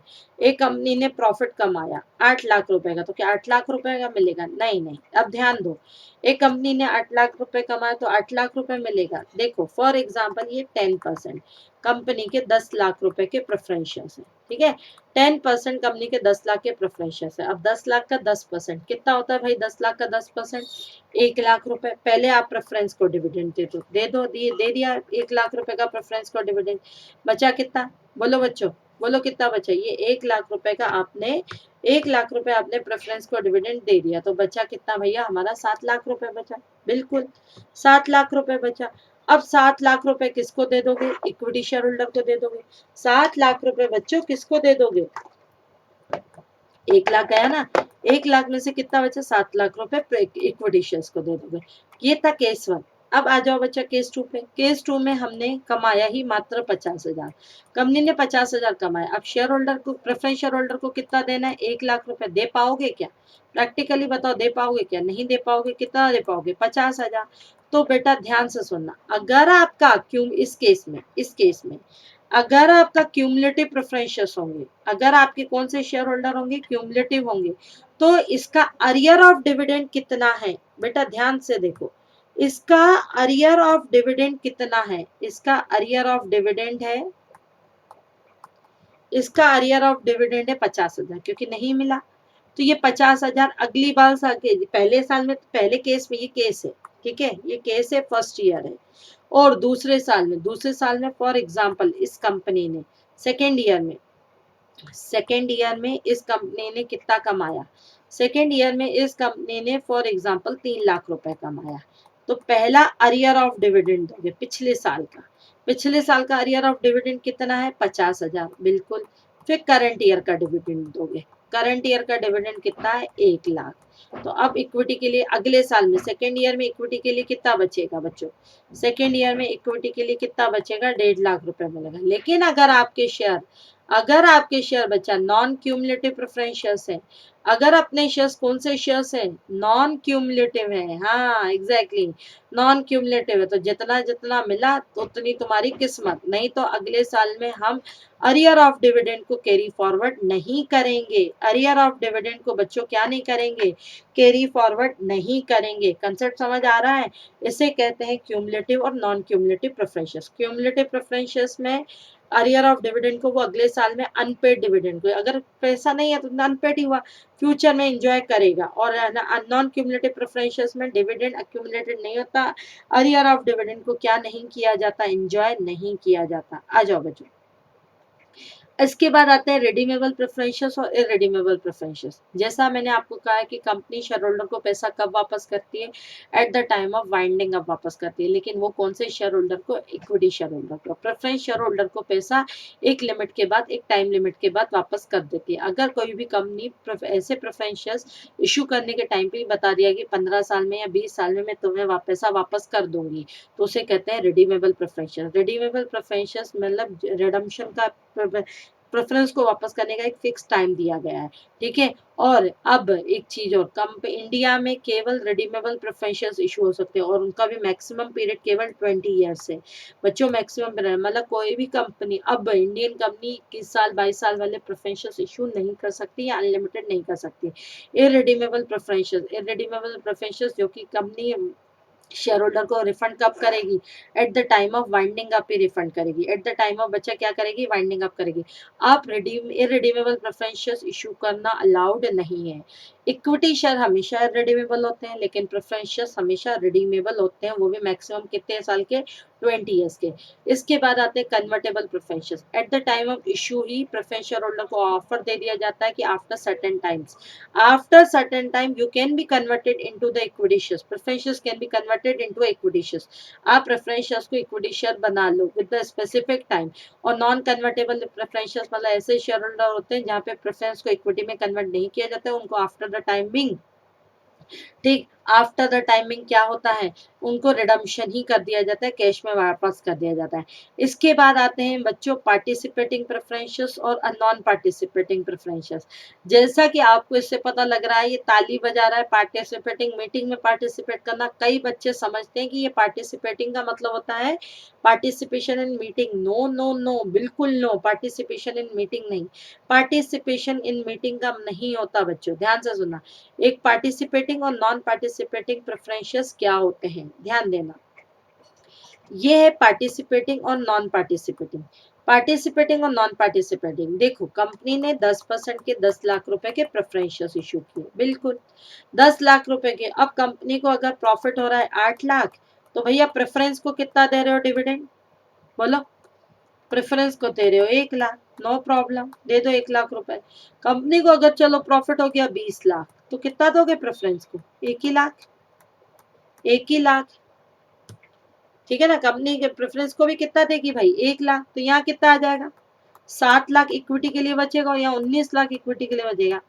प्रेफरेंस शेयर होल्डर बोलते हैं हमें क्या बेवकूफ समझा है तुमने, प्रॉफिट हमारे पैसे से कमा रहे हो और हमें 1-1 लाख दे रहे हो। तो बेटा इसे ही कहा जाता है क्यूमुलेटिव और नॉन क्यूमुलेटिव। पार्टिसिपेटिंग और नॉन पार्टिसिपेटिंग। बोला जाता है अगर कंपनी सर्टेन प्रॉफिट तक कमाती है तो फिक्स्ड डिविडेंड देगी। अगर सर्टेन लिमिट से ज्यादा कमाती है तो कंपनी के एमओए में लिख दिया जाता है, कंपनी एमओए नहीं, कंपनी की एओए में लिख दिया जाता है कि अगर एक फिक्स लिमिट के बाद जितना भी डिविडेंड बटेगा ना, दोनों में इक्विटी और प्रेफरेंस में बंटवारा होगा। जैसे कंपनी के एओए में लिखा गया है इक्विटी का राइट 15 लाख तक का है, फॉर एग्जांपल लिखा गया है। 15 लाख के बाद अगर जो भी एक्सेस कमाई होगी ना, उसको हम 20 और 80 में बांटेंगे, 20 और 80 में बांटेंगे। 20 प्रेफरेंस को देंगे और 80 बेटा किसको देंगे, इक्विटी को देंगे। ये उनके एओ में लिखा है। तो बेटा यहाँ तो इक्विटी को कितना मिल जाएगा, 7, बिल्कुल। यहाँ इक्विटी को 7 मिलेगा, 19 मिलेगा, नहीं 15। 15 में से जो बचेगा, 4 बचा, 4 का 20% प्रेफरेंस को दिया जाएगा क्योंकि उसके एओए में लिखा है, और इक्विटी को कितना दे दिया जाएगा, 80%। तो बेटा इधर देखो 19 में से 15 गए, बचा कितना, 4। 4 का 20% कितना होता है, 4 लाख का 20% कितना होता है, 80,000। 4 लाख का 20% होता है 80,000, और 4 लाख एक्सेस है ना, 19 में से 15 तो दे दी इक्विटी को। 4 लाख का 20% होगा 80,000, और 4 लाख का 80% होगा 3,20,000। तो बच्चों इसे ही कहा जाता है क्यूमुलेटिव, इसे ही कहा जाता है पार्टिसिपेटिंग, आई एम सॉरी, इसे ही क्या कहा जाता है, पार्टिसिपेटिंग। पार्टिसिपेटिंग का मतलब ये नहीं होता, कभी ये नहीं होता पार्टिसिपेटिंग की मीटिंग में पार्टिसिपेट करना। पार्टिसिपेटिंग का मतलब होता है कि अगर एक सर्टेन टाइम के बाद अगर कंपनी को क्या पड़ता है, अगर एक सर्टेन टाइम के बाद अगर कंपनी को क्या होता है, प्रॉफिट ज्यादा होगा, तो हम प्रेफरेंस हम तेरे को भी क्या देंगे, उसमें पार्टिसिपेट करेंगे। उसके बाद नॉन पार्टिसिपेटिंग, जो कि एक फिक्स रेट से एंजॉय करते हैं, बस फिक्स रेट से एंजॉय करते हैं, उसके बाद वो एंजॉय नहीं कर पाते, ठीक है, उसके बाद वो एंजॉय नहीं कर पाते। तो 4 तरीके के होते हैं, cumulative, non cumulative, participating, non participating, convertible, non convertible, और कन्वर्टेबल, नॉन कन्वर्टेबल, और बेटा क्या होगा, कन्वर्टर रिडीमेबल और इरिडीमेबल। अगर आपका एओए साइलेंट है तो क्या मानोगे, क्यूमुलेटिव की नॉन क्यूमुलेटिव, क्यूमुलेटिव में अरियर को गारंटी दी जाती है ना, जैसे 10% है भैया, 10% तो मिलेगा ही नहीं, मिलेगा ना, नहीं मिला तो कुछ क्या मान लोगे अगले साल मिल जाएगा, ठीक है।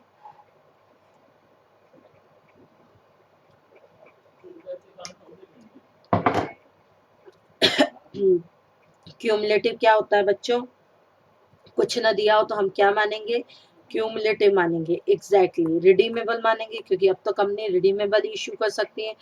कन्वर्टेबल मानोगे कि नॉन पार्टिसिपेटिंग मानोगे कि नॉन पार्टिसिपेटिंग, नॉन पार्टिसिपेटिंग मानोगे और नॉन कन्वर्टेबल मानोगे। दो चीजें नॉन में आएगी, दो चीजें पॉजिटिव में आएगी। क्यूमुलेटिव मतलब arrear of dividend can be carry forward, redeemable एक फिक्स टाइम के बाद आप रिडीम कर लोगे। नॉन पार्टिसिपेटिंग मतलब उनको फिक्स रेट दिया जाएगा, उनको फिक्स रेट से ऊपर नहीं दिया जाएगा। और उसके बाद क्या आता है, नॉन कन्वर्टेबल मतलब जब तक कुछ ना बोला जाए इक्विटी शेयर में कन्वर्ट नहीं हो सकते। इक्विटी शेयर्स में बच्चों कन्वर्ट नहीं हो सकते। क्या इक्विटी शेयर और प्रेफरेंस शेयर में फर्क है? बिल्कुल। इक्विटी प्रेफरेंस शेयर्स का रेट ऑफ डिविडेंड फिक्स रहता है, इक्विटी शेयर का रेट ऑफ डिविडेंड फिक्स नहीं रहता। मैच्योरिटी पर पेमेंट पहले प्रेफरेंस को दिया जाता है, फिर इक्विटी को बाद में दिया जाता है। रिडम्पशन पे पहले पेमेंट रिडीमेबल, ये इक्विटी शेयर कब रिडीम हो सकते हैं? कंपनी के वाइंड अप के टाइम पे, और ये कब रिडीम होते हैं? With in the certain time, maximum 20 years. Equity share holder को कंपनी की हर मीटिंग में पार्टिसिपेट करने का राइट होता है, ठीक, जबकि प्रेफरेंस शेयर होल्डर को कोई वोटिंग राइट नहीं होता, सिर्फ अपने क्लास की मीटिंग में पार्टिसिपेट कर सकते हैं, क्योंकि ये प्रेफरेंस है। चल आ जाओ बच्चों, अब ध्यान से सुनना, बिल्कुल बेटा ध्यान देना। अब ध्यान से सुनना। कैपिटल, जब भी कंपनी शेयर इशू करती है तो शेयर इशू करने के टाइम पर लोगों को इनविटेशन देती है, प्रोस्पेक्टस देती है कि हमारे आके शेयर्स खरीदो। जैसे कंपनी ने प्रोस्पेक्टस इशू किया कि हमारे आके, कंपनी ने कहा कि हमारे आके 10,000 शेयर्स खरीदो, तो शेयर होल्डर खरीदेंगे। अब सुनो ध्यान से, जब भी कोई कंपनी आरओसी में रजिस्टर्ड होती है तो अपनी ऑथोराइज शेयर कैपिटल बताती है। अब मैडम ये ऑथोराइज शेयर कैपिटल क्या होता है? तो सुनना ध्यान से। ऑथोराइज शेयर कैपिटल होती है ऐसी शेयर कैपिटल जहां पे कंपनी बताती है कि मैं अपने मैक्सिमम कितने शेयर्स इशू कर सकती हूँ, मैं अपने मैक्सिमम कितने शेयर्स इशू कर सकती हूँ, उसे कहा जाता है बच्चों ऑथोराइज शेयर कैपिटल। कंपनी अपनी लाइफ टाइम में जितने शेयर्स इशू कर पाएगी वो पहले उसको आरओसी को बताना जरूरी है। मैडम पहले कैसे पता लगेगा आरओसी में? अरे एक अंदाजा लगा लो ना, हम अपनी लाइफ टाइम में कितने शेयर्स इशू कर सकते हैं, तो बच्चे उसे कहते हैं authorise share capital. Maximum amount of capital of the company authorise to raise the from the public. जैसे कंपनी ने कहा कि मैं अपनी आरओसी में कहा, कंपनी ने आरओसी वालों को कहा कि मैं अपनी एंटायर लाइफ में, मैं कंपनी बोलती है मैं अपनी एंटायर लाइफ में कितने शेयर इशू कर पाऊंगी? भाई 1,00,000 शेयर इशू कर पाऊंगी, तो ठीक है, एक शेयर मेरे फेस वैल्यू 100 रुपए होगी, ठीक है। कंपनी 1,00,000 से ज्यादा शेयर इशू नहीं कर सकती, उसे कहते हैं ऑथोराइज शेयर कैपिटल। 1,00,000 अभी तो इशू नहीं करेगी ना।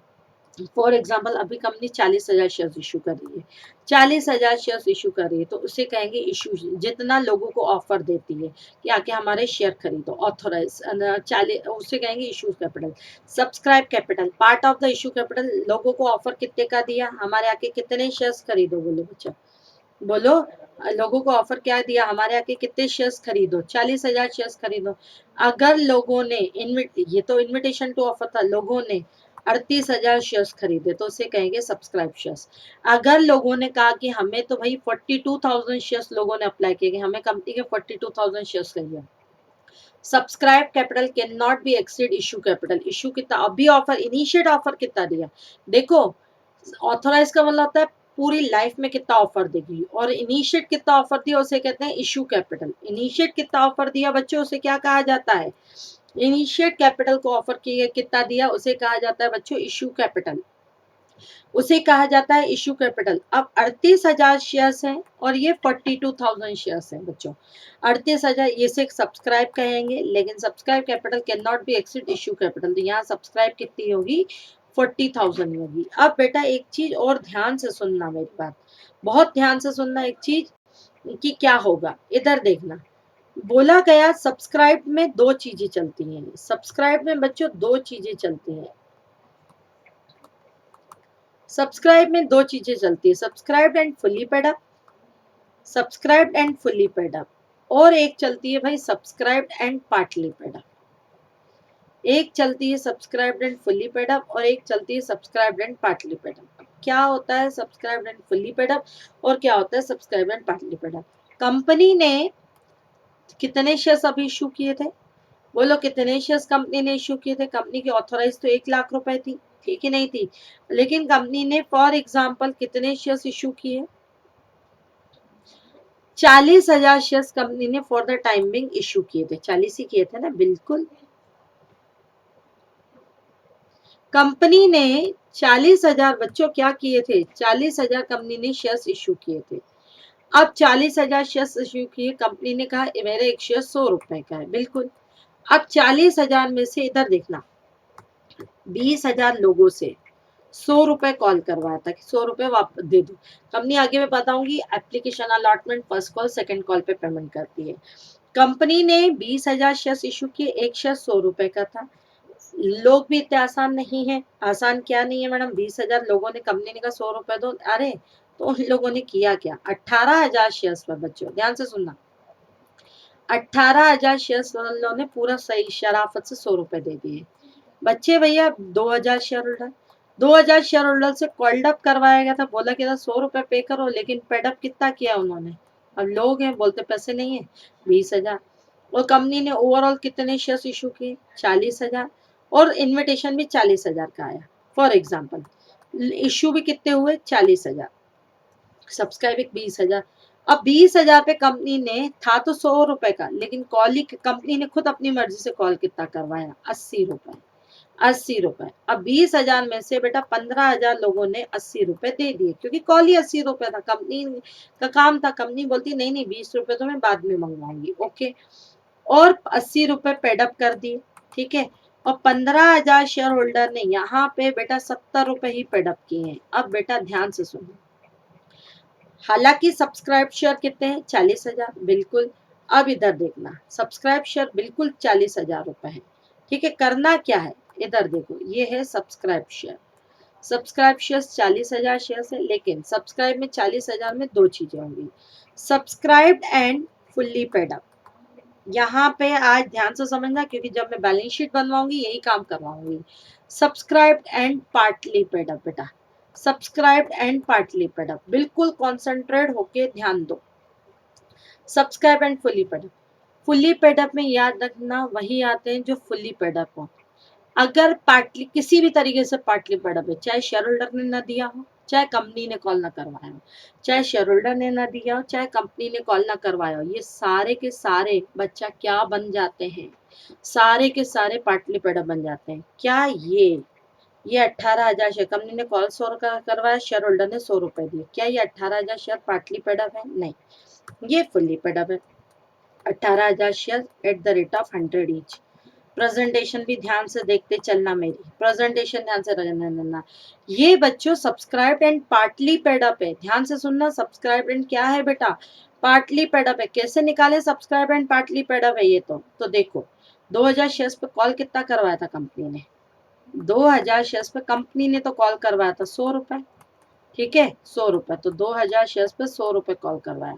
लेकिन जो बंदा पेमेंट नहीं करता उसे कहते हैं कॉल इन अरियर। लोगों ने कितना पे किया, 2,000 शेयर्स पे लोगों ने कितना पे किया, 80 रुपए, तो 20 रुपए का क्या बना, कॉल इन अरियर। एग्जैक्टली 20 का क्या बना, कॉल इन अरियर, यानी बेटा ये कितना आ जाएगा, 4 लाख, 2 2 जा 4, ठीक है ना, 2 3 4, ये आ जाएगा 4 लाख। 20 लाख में से 4 लाख गए, 16 लाख।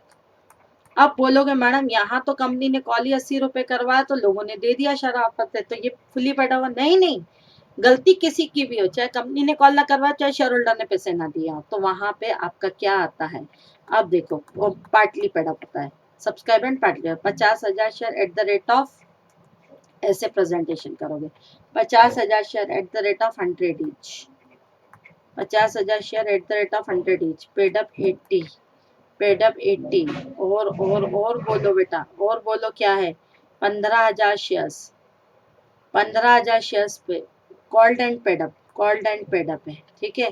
और ये है 15,000 शेयर्स पे 100 रुपए है, 80 रुपए है, ये 5,000 शेयर है, ये 5,000 शेयर है, 5 15 और 5 20 होता है ना, 5,000 शेयर्स पर कितना कॉल्ड अप था, 5,000 शेयर्स पे कॉल्ड अप कितना था भाई, 80, हाँ कॉल्ड अप 80 था, माइनस कॉल इन अरियर करोगे, कितना कॉल इन अरियर है, 5,000 शेयर्स पे कॉल इन अरियर है 10 रुपए का, यानी यहाँ आ जाएगा 50,000, ठीक है। और यहाँ तो called up and paid up दोनों ही 80 है, तो 15,000 इंटू, बोलो बोलो बोलो, 15,000 इंटू 80 रुपीज, यानी बेटा कितना आ जाएगा, ये आ जाएगा 12 लाख रुपए, ठीक है, ये आ जाएगा 12 लाख रुपए। और 5,000 इंटू 80 कॉल्ड कितना है, 4 लाख, लेकिन पेडअप कितना है, कॉलिन एरिया कितना है, 50,000, तो 3,50,000, ठीक है। तो बेटा यहाँ आ जाएगा 16 लाख रुपए। इससे ये पता लग रहा है 2,000 पे कॉल करवाया 100 रुपए, लेकिन 20 रुपए अभी तक लोगों ने नहीं दिए हैं। इनसे 15,000 शेयर पे कॉल्ड भी 80 था तो 100 का, लेकिन कॉल्ड भी 80 का था, पेडअप भी 80 का था। 5,000 शेयर, कॉल्ड तो 80 का था, लेकिन पेडअप भैया 70 रुपए, 80 माइनस 10 70 रुपए। तो ओवरऑल वैल्यू कितनी आ जाएगी बच्चों? ओवरऑल कितनी वैल्यू आ जाएगी, जल्दी बोलो। ओवरऑल वैल्यू हो जाएगी 16 लाख, 12 लाख, 3.5 लाख, यानी बेटा आ जाएगी 31,50,000। ये सब्सक्राइब एंड पार्टली पेडअप हो जाएगा, और सब्सक्राइब एंड फुल्ली पेडअप हो जाएगा बच्चों कितना, 18 लाख रुपए। तो वेरी वेरी सिंपल। सब्सक्राइब मतलब ऑथराइज, मतलब एंटायर लाइफ में जो इशू होगी। इशू मतलब पार्ट ऑफ द ऑथराइज जो कि अभी इशू कर रही है। सब्सक्राइब मतलब जितने लोगों ने शेयर्स के लिए क्या दिया है, जितने लोगों ने बच्चों शेयर्स के लिए क्या दिया है, ऑफर दिया है। सब्सक्राइब में भी दो तरीके के होते हैं, subscribe and partly paid up, and subscribe and fully paid up. Fully paid up यानी पूरी तरीके से पेड है, पार्टली पेड अप यानी किसी की भी गलती के कारण पार्टली पेड अप है, तो बच्चों को क्या कहलाता है, पार्टली पेड अप। ठीक है, ठीक। हाँ, एक चीज और है, रिजर्व कैपिटल। कंपनी जब भी कॉल करवाती है ना बेटा, ध्यान से सुनना, जब भी कोई कंपनी कॉल करवाती है तो कुछ शेयर होल्डर पर रोक देती है। 5,000 शेयर से एक शेयर 100 रुपए का, कंपनी की पहले से ही प्री डिसाइड कर लेती है कि भैया 15 रुपए तो इससे eight the time of funding अब मंगवाऊंगी, क्योंकि अभी अपनी कंपनी के पास मोर देन इनफ पैसा है, खुश है कंपनी। ठीक, बाद में लगता है लिक्विडेशन के टाइम पे प्रॉब्लम आई तो क्या करें, तो लिक्विडेशन के टाइम पे प्रॉब्लम आई तो बोलती है कि भाई मैं एक प्री डिसाइडेड है उसका कि 15 रुपए कुछ शेयर होल्डर पर, सभी पे नहीं, मैं eight the time of winding up भी मंगवाऊंगी, तो बच्चा उसे कहते हैं रिजर्व कैपिटल। कैपिटल रिजर्व और रिजर्व कैपिटल में बहुत फर्क है। कैपिटल रिजर्व और रिजर्व कैपिटल में बच्चों क्या है, बहुत फर्क है।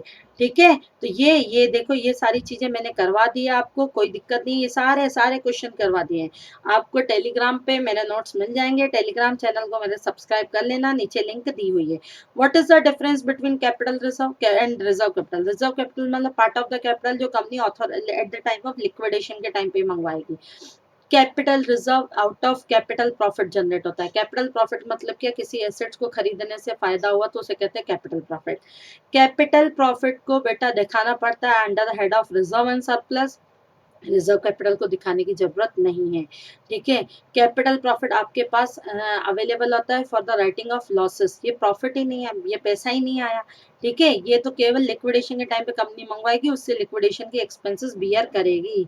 ठीक है, capital reserve without special resolution create होता है, और रिजर्व कैपिटल स्पेशल रेजोल्यूशन के बाद ही क्रिएट होता है। व्हाट, हाँ एक चीज और मैं बता दूं तुम लोगों को, ये मॉड्यूल में नहीं दिया हुआ, रेजोल्यूशन। कंपनी के बोर्ड ऑफ डायरेक्टर्स काम करते हैं, लेकिन शेयर होल्डर भी डे टू डे एक्टिविटी में पार्टिसिपेट भले नहीं करते, लेकिन कंपनी के डिसीजन मेकिंग होती है। डिसीजन मेकिंग मीटिंग पे ली जाती है, दो तरीके से होता है, एक होता है ऑर्डिनरी रिजोल्यूशन और एक होता है स्पेसिफिक रिजोल्यूशन। जब शेयर होल्डर 50% से ऊपर एग्री हो जाए, मोर देन 50% एग्री हो जाए किसी काम के लिए, तो उसे कहते हैं ऑर्डिनरी रिजोल्यूशन। और जब मोर देन 75% अगर एग्री हो जाते हैं तो उसे कहते हैं स्पेशल रिजोल्यूशन। कुछ कामों को करने के लिए ऑर्डिनरी रिजोल्यूशन चाहिए, और कुछ कामों को करने के लिए, कुछ डिसीजन लेने के लिए स्पेसिफिक रिजोल्यूशन चाहिए। जैसे रिजर्व कैपिटल, हमने कहा कि भैया 5,000 शेयर होल्डर से 15 रुपए तो अभी किसी भी हालत में हम अभी नहीं मंगवाएंगे, वाइंडिंग अप के टाइम पे मंगवाए, तो ये डिसीजन बोर्ड ऑफ डायरेक्टर नहीं लेंगे, ये डिसीजन कौन लेगा, शेयर होल्डर। और कितने लोग उसके लिए अप्रूव होने चाहिए, मोर देन 75%, स्पेशल रिजोल्यूशन। ठीक है, मोर देन 75% लोग इसके लिए क्या होनी चाहिए, अप्रूव होना चाहिए। इश्यू ऑफ प्रोसीजर बता ही दिया, जब भी कंपनी को शेयर इशू करने होते हैं तो क्या इशू करती है, जल्दी बोलो, प्रोस्पेक्टस। प्रोस्पेक्टस ऑफर है कि इनविटेशन टू ऑफर है, इनविटेशन टू ऑफर है। ठीक है, प्रोस्पेक्टस इनविटेशन टू बच्चा क्या है, ऑफर है। चलो अब आ जाओ, सुनो ध्यान से।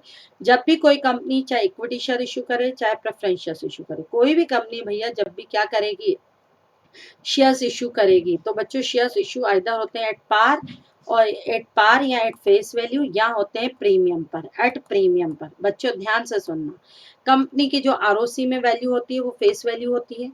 जैसे कंपनी ने अपनी कैपिटल रजिस्टर्ड करवाई थी 1 लाख 100 रुपए के हिसाब से, 1 लाख रुपए की कैपिटल रजिस्टर्ड करवाई थी, कितने रुपए के हिसाब से, 100 रुपए के हिसाब से। तो आज आरओसी में आ रहा है 100 रुपए की रजिस्टर, फ्यूचर में कंपनी की ग्रोथ बढ़ती जाएगी, रिटर्न अच्छे होते जाएंगे, तो क्या फ्यूचर में कंपनी 100 रुपए पर शेयर इशू करेगी, नहीं। या तो चाहे तो कभी भी कंपनी 100 रुपए पर इशू कर सकती है, 100 मार्केट में अगर उसकी वर्थ बढ़ गई है तो बढ़ी हुई वैल्यू पर भी क्या कर सकती है, शेयर्स इशू कर सकती है, बड़ी हुई वैल्यू पर भी शेयर इशू कर सकती है। फॉर एग्जाम्पल, मेरी अभी मेरी मर्जी भाई। मेरी अभी लॉकडाउन में फॉर एग्जांपल फीस थी 30,000, अब लॉकडाउन खत्म हो जाएगा, मेरी fees for example normal CA foundation की फीस अगर हो जाती है 45,000, तो मेरी बढ़ी हुई वैल्यू, तो मैं बढ़ी हुई वैल्यू पर अपने शेयर इशू कर सकती हूँ। ठीक है, तो कोई भी कंपनी अपने शेयर या तो फेस वैल्यू पर इशू करेगी या फेस वैल्यू से ऊपर पे भी इशू कर सकती है। जैसे अगर कोई कंपनी 125 पे इशू करती है तो ये फेस वैल्यू से ऊपर पर है, लेकिन फेस वैल्यू से कंपनी के लिए अब बिल्कुल देना है एम्प्लॉय स्टॉक ऑप्शन को छोड़ के। कंपनी कभी भी अपने शेयर्स फेस वैल्यू से नीचे पर इशू नहीं कर सकती, यानी share either issue at par और issue at premium. Share either issue at par, share किस पे इशू किए जाएंगे, या तो पार पर इशू किए जाएंगे या बच्चों किस पर इशू किए जाएंगे, एट प्रीमियम पर। Share either issue at par or at क्या किया जाएगा भैया, प्रीमियम पर इशू किए जाएंगे। समझ आ रहा है, share either issue at par or at क्या आएगा, प्रीमियम पर कंपनी अपने शेयर इशू कर सकती है। अब कंपनी जब भी अपने शेयर पार पर इशू करेगी या प्रीमियम पर इशू करेगी, याद रखना कैपिटल में हमेशा फेस वैल्यू जाती है, कैपिटल में हमेशा फेस वैल्यू जाती है।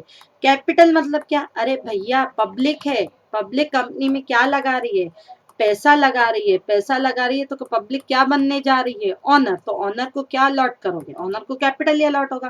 कैपिटल में हमेशा फेस वैल्यू जाएगी, इन एक्सेस ऑफ कैपिटल जो पैसा मिलेगा वो बच्चा कहाँ जाएगा, सिक्योरिटी प्रीमियम रिजर्व में, सिक्योरिटी प्रीमियम रिजर्व में। अब एक चीज मैं तुम लोगों को पहले बताऊं, ध्यान से सुनना, जब भी कोई कंपनी अपने शेयर्स इशू करेगी, शेयर इशू करने पर जैसे कंपनी ने इशू प्राइस रखी, जैसे कंपनी ने इशू प्राइस रखी 120 रुपए, ठीक है, फेस वैल्यू हम कितनी मानेंगे, फेस वैल्यू 100 मानेंगे।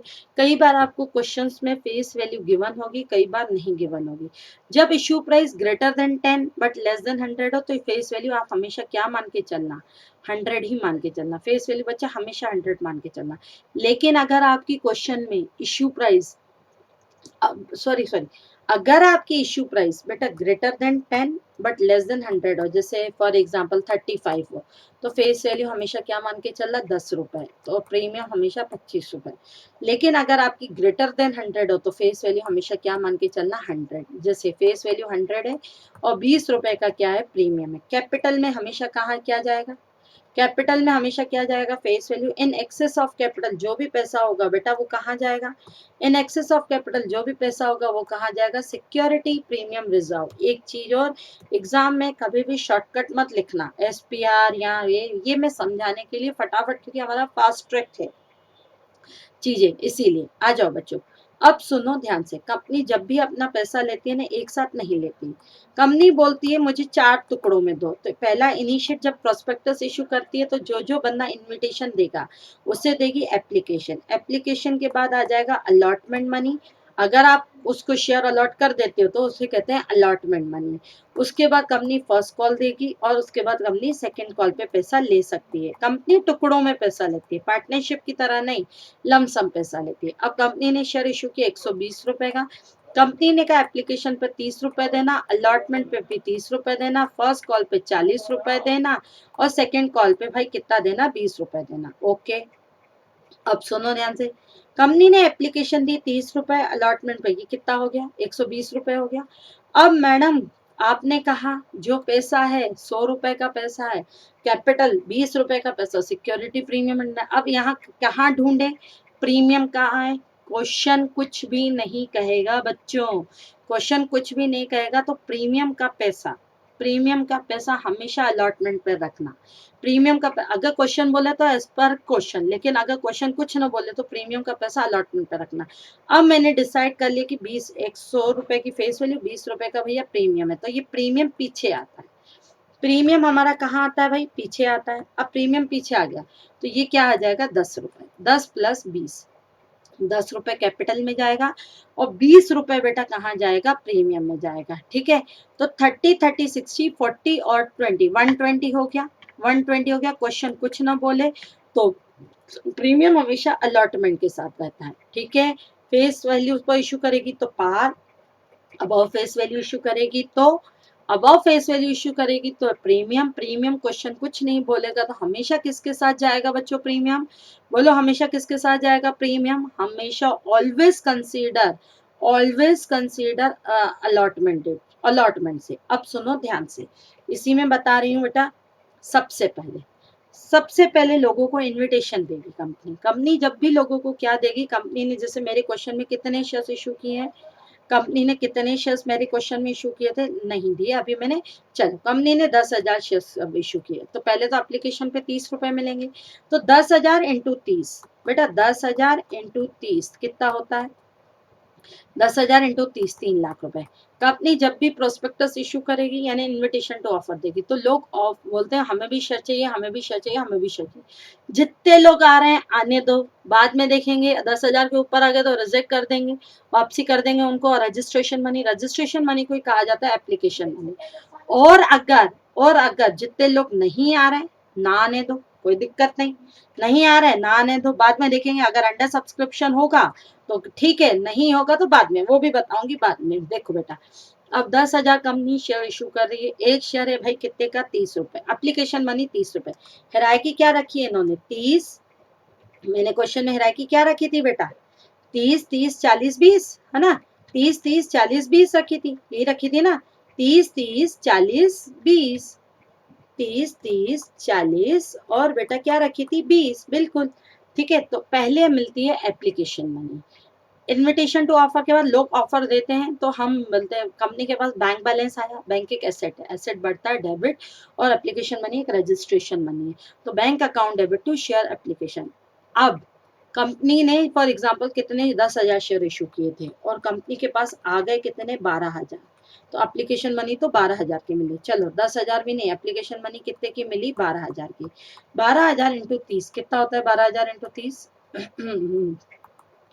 12,000 इंटू 30 कितना होता है,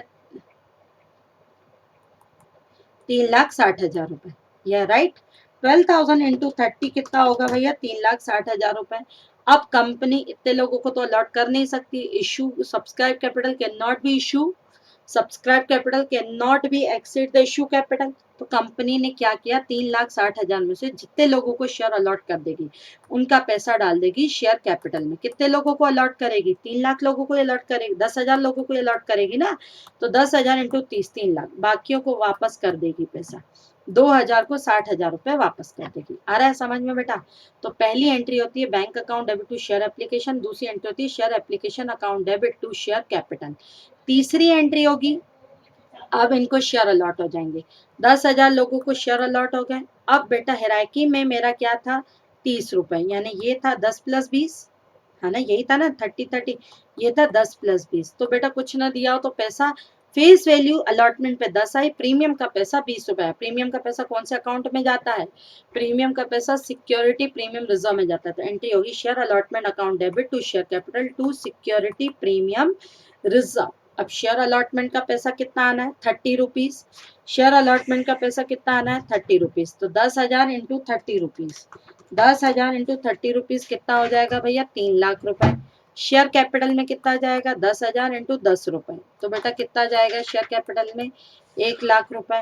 और सिक्योरिटी प्रीमियम रिजर्व में 10,000 इंटू 20 रुपीज यानी कितना, 2 लाख रुपए कहाँ चला जाएगा, सिक्योरिटी प्रीमियम रिजर्व में। तो share allotment account debit to share capital और टू क्या आ जाएगा बेटा, सिक्योरिटी प्रीमियम रिजर्व। याद रखना क्वेश्चन कुछ भी नहीं बोले, always consider premium on allotment. और कैपिटल का पैसा ही सिर्फ कैपिटल अकाउंट में जाता है।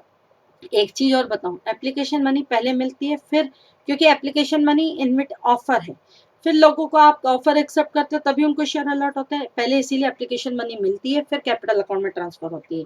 लेकिन जैसे ही कैपिटल अकाउंट में ट्रांसफर हो गई आप ऑनर बन गए, उसके बाद हर मनी, चाहे अलॉटमेंट मनी हो, चाहे फर्स्ट कॉल हो, चाहे सेकंड कॉल हो, पहले ड्यू होता है फिर रिसीव होता है। तो एंट्री होगी share allotment account debit to share capital to security premium reserve.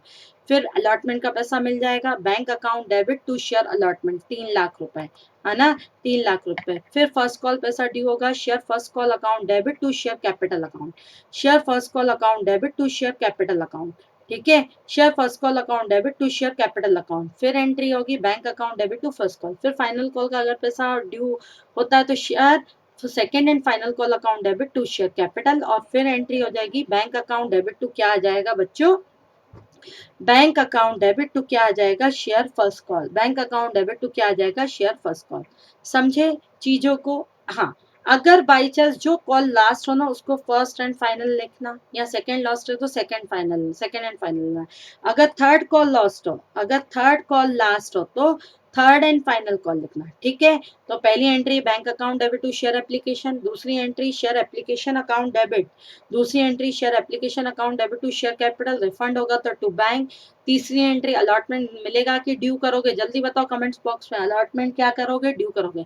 Entry होगी share allotment account debit to share capital और टू सिक्योरिटी प्रीमियम रिजर्व। फिर होगी एंट्री बेटा बैंक अकाउंट डेबिट टू क्या आ जाएगा, share allotment account, bank account debit to क्या आ जाएगा बच्चों, शेयर अलॉटमेंट अकाउंट, ठीक है। फिर कॉल मनी आई, कॉल मनी आई तो एंट्री क्या होगी, पहले कॉल मनी ड्यू होगी, share first call account debit to share capital, share first call account debit to share capital, share second call account debit to share capital, फिर bank account debit to share first call, bank account debit to share first call. कुछ ना दिया हो तो premium consider on allotment, अगर दिया हो तो ठीक है। ठीक, क्या कंपनी कभी अपने शेयर डिस्काउंट पर इशू कर सकती है, नहीं, आप कभी नहीं, एम्प्लॉय स्टॉक ऑप्शन को छोड़ के कभी नहीं, ठीक है। एम्प्लॉय स्टॉक ऑप्शन को छोड़ के बच्चों कभी भी कंपनी अपने शेयर इक्विटी इशू नहीं कर सकती। हाँ, एक चीज और मैं बता दूं, शेयर इशू टू अंडरराइटर और शेयर इशू टू प्रोमोटर्स, क्या होता है शेयर इशू टू अंडरराइटर और शेयर इशू टू प्रोमोटर्स, बच्चों ध्यान से सुनो। होता क्या है, जैसे दीपशिखा को स्टार्टअप करने वाला मैं थी, उसमें आरओसी में गई होंगी, अब आरओसी में क्या फॉर्मेलिटीज वगैरह सब की होगी, क्योंकि पब्लिक तो बाद में आती है ना, पहले जो इनिशिएट बंदा करता है एंटरप्रेन्योर, या उसी के उसे क्या कहते हैं, प्रमोटर्स। तो प्रमोटर को उसकी कंसिडरेशन इतनी मेहनत की, जैसे फॉर एग्जांपल दीपशिका को स्टार्टअप करने में मेहनत की, मैंने की, फिर इनविटेशन दिया, आरओसी में गई, कंपनी फॉर्म करवाया, फिर आरओसी में जाने के बाद मैंने क्या किया, आरओसी में गई, कंपनी इनिशिएट हो गई, फिर तुम लोगों को ऑफर दिया, ये पूरी फॉर्मेलिटीज मैंने पूरी की, और एंड ऑफ द डे तुम लोग भी ऑनर बन गए, मेरी भी ऑनर बन गई, मैंने भी पैसा लगाया, तुमने भी पैसा लगाया, तो मुझे एक्स्ट्रा क्या मिला, तो बेटा बोला जाता है प्रमोटर। प्रमोटर जब इनिशिएट का एक्शन लेता है तो उसके बदले में उसको क्या देना चाहिए, फ्री ऑफ कॉस्ट शेयर देनी चाहिए, बिल्कुल एग्जैक्ट, मैं खरीदूंगी बट ऑब्वियसली बात है आरओसी में भैया मेरी कैपिटल लगी है, अभी विदाउट कैपिटल के आरओसी रजिस्टर्ड नहीं करती है, तो मैंने कैपिटल लगाई तो वो उससे मैंने शेयर ही खरीदे, लेकिन मुझे इसके बदले में भी तो कुछ कुछ मिलना चाहिए, मिलना चाहिए कि नहीं मिलना चाहिए, बिल्कुल मिलना चाहिए। तो बेटा बोला जाता है रजिस्ट्रार ऑफ कंपनी, आप प्रमोटर्स को एक्स्ट्रा जो कंसिडरेशन मिलता है उसे फ्री ऑफ कॉस्ट, तो उसे शेयर्स मिलते हैं, उसे कहा जाता है इनकॉर्पोरेशन एक्सपेंसेस। एंट्री होगी incorporation expenses account debit to promoters भी कर सकते हो, पहले टू प्रमोटर्स भी कर सकते हो, फिर promoter account debit to equity share capital, to share capital कर सकते हो, आपकी मर्जी, ये दो एंट्री करो या एक एंट्री करो। प्रमोटर्स में भी में bye issue share for the service rendered by them, free of cost promoter को शेयर इशू किए जाते हैं। एक चीज और बच्चों बताऊं, याद रखना, अगर लिखा है, ये एग्जाम में हर बच्चा गलती करके आता है, ये लिखा है कंपनी इशू, लिखा देखना ध्यान से, अगर लिखा है कंपनी इशू 10,000 शेयर्स, ठीक है, कंपनी ने इशू किए 10,000 शेयर, हिराकी रखी 30, 40 और 30 और 20, यानी 120 रुपए का शेयर है, 100 प्लस 20, और प्रीमियम किस पे होगा, इस पे, तो 20 प्लस 20, एंट्री 100%, 99% बच्ची ये एंट्री करके आते हैं, bank account debit to equity share application account. क्यों equity share application, madam company ने 10,000 शेयर इशू किए हैं ना, हाँ, तो कंपनी ने 10,000 शेयर इशू किए, किसने कहा तुम्हें ये 10,000 शेयर इक्विटी थे, किसने कहा तुम्हें ये 10,000 शेयर इक्विटी थे, या किसने कहा तुम्हें ये 10,000 शेयर प्रेफरेंस, अरे जब क्वेश्चन बोल रहा है शेयर तो तुम भी शेयर लिखो ना, टू शेयर एप्लीकेशन, तुम भी क्या लिखो, तुम share application account debit, share application account debit to share capital लिखो, ठीक है ना। हाँ, लेकिन अगर बोले कंपनी इशू 10,000 इक्विटी शेयर्स, तो आप क्या लिखोगे, proper bank account debit to equity share application, और equity share application account debit to equity share capital. अगर क्वेश्चन बोले कंपनी इशू 10,000 प्रेफरेंस शेयर्स, तो आप प्रेफरेंस शेयर्स लिखो या इक्विटी की जगह। अरे भाई, जो क्वेश्चन बोले क्वेश्चन के हिसाब से जाओ ना, वो ज्यादा दिमाग क्यों लगा रहे हो अपना, ज्यादा दिमाग नहीं लगाना, ऐसे ही बोलता है जो मैं बोलूँ उतना ही करो, ठीक है। कई बार एक चीज और है बच्चों में, आगे आगे धीरे धीरे आप लोगों को एग्जाम टिप्स भी बताती चलूंगी, उसको भी ध्यान से सुनते चलना, याद रखना, जो बोले ना आप उसको लिखो ना, आप क्यों ज्यादा अपना दिमाग लगा रहे हो, ठीक है। तो जब कंपनी ने अपने शेयर्स इशू किए हैं, share issue either at par or at क्या हो सकता है, डिस्काउंट पर शेयर इशू हो सकते हैं। Shares issue at either at par or क्या हो सकता है बच्चों, चलो बच्चों अब सुनो ध्यान से, ये तो अब हमारा हो गया, सारी चीजें हमारी कवर हो गई। हाँ, एक चीज और है, इश्यू ऑफ शेयर एंड जो भी फेस वैल्यू से ऊपर होगा वो पैसा कहाँ जाएगा, प्रीमियम में। अंडर राइटर कंपनी जब जब अपने शेयर इशू करती है तो कहाँ ढूंढे लोगों को, कैसे बताए कि हमने शेयर इशू किया, तो उसके लिए बच्चों किसको अपॉइंट करती है, अंडर राइटर को अपॉइंट करती है। अंडर राइटर बच्चे एक तरीके का एजेंट होता है। अब ध्यान से सुनना, what is the difference between under writer and agent.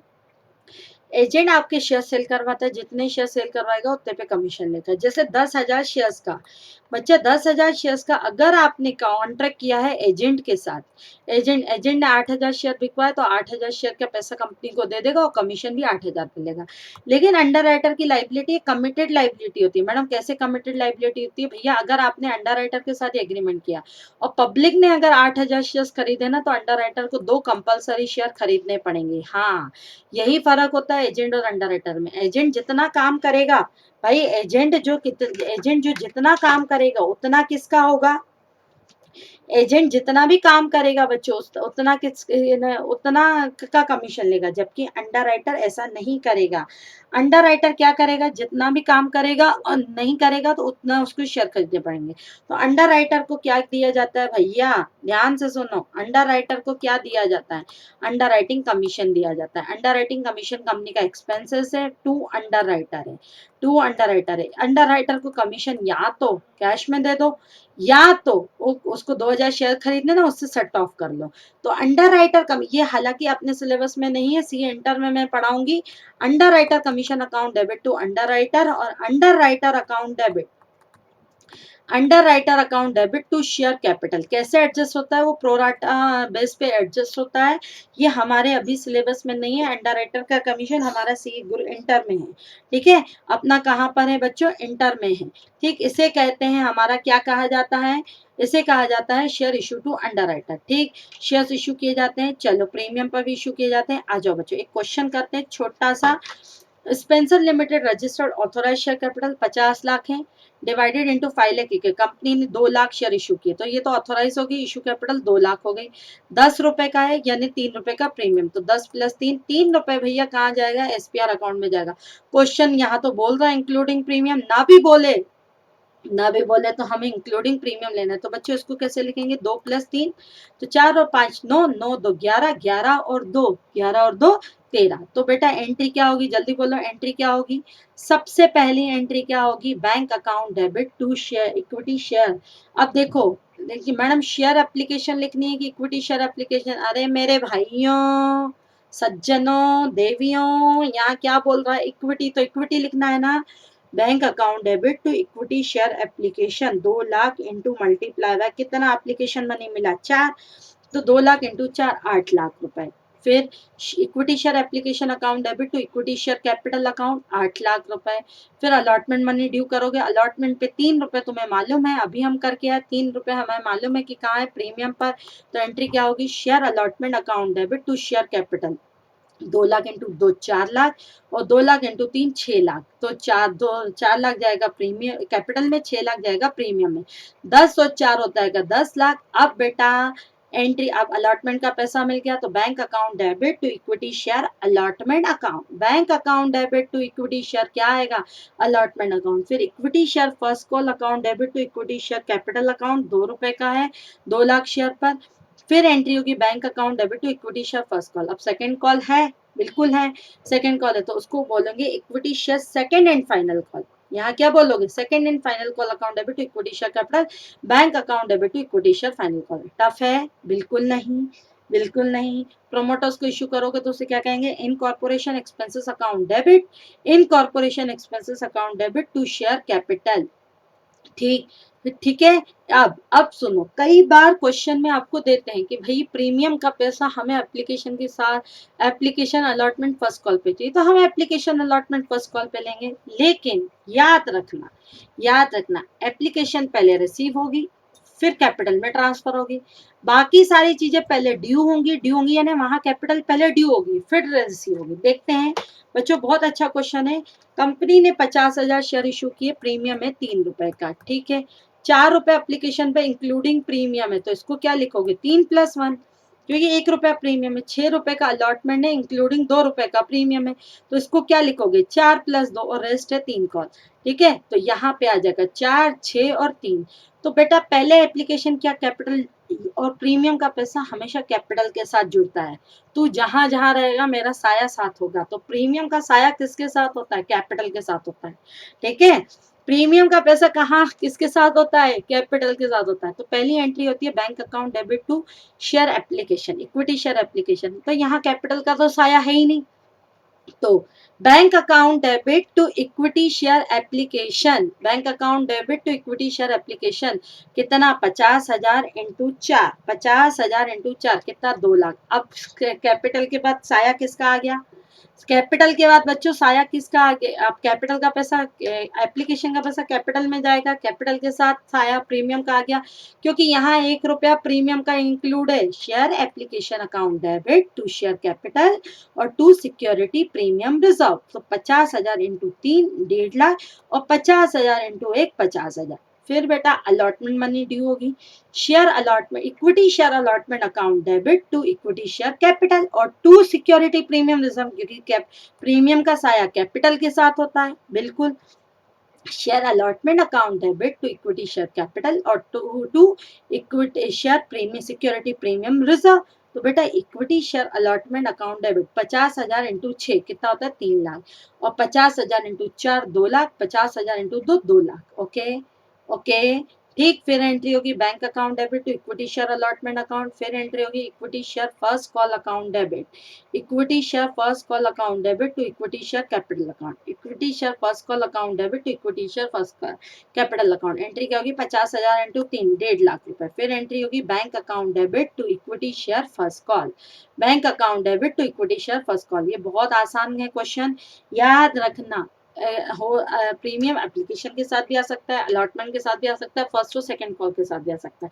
बस 2 चीजें याद रखना, अगर प्रीमियम का पैसा कहीं ना दिया हो, आपको कहीं पे भी ना दिया हो, तो अलॉटमेंट के साथ कंसीडर करना। और अलॉट प्रीमियम का पैसा किसके साथ घूमता है, किसके साथ घूमता है बच्चों, जल्दी बोलो।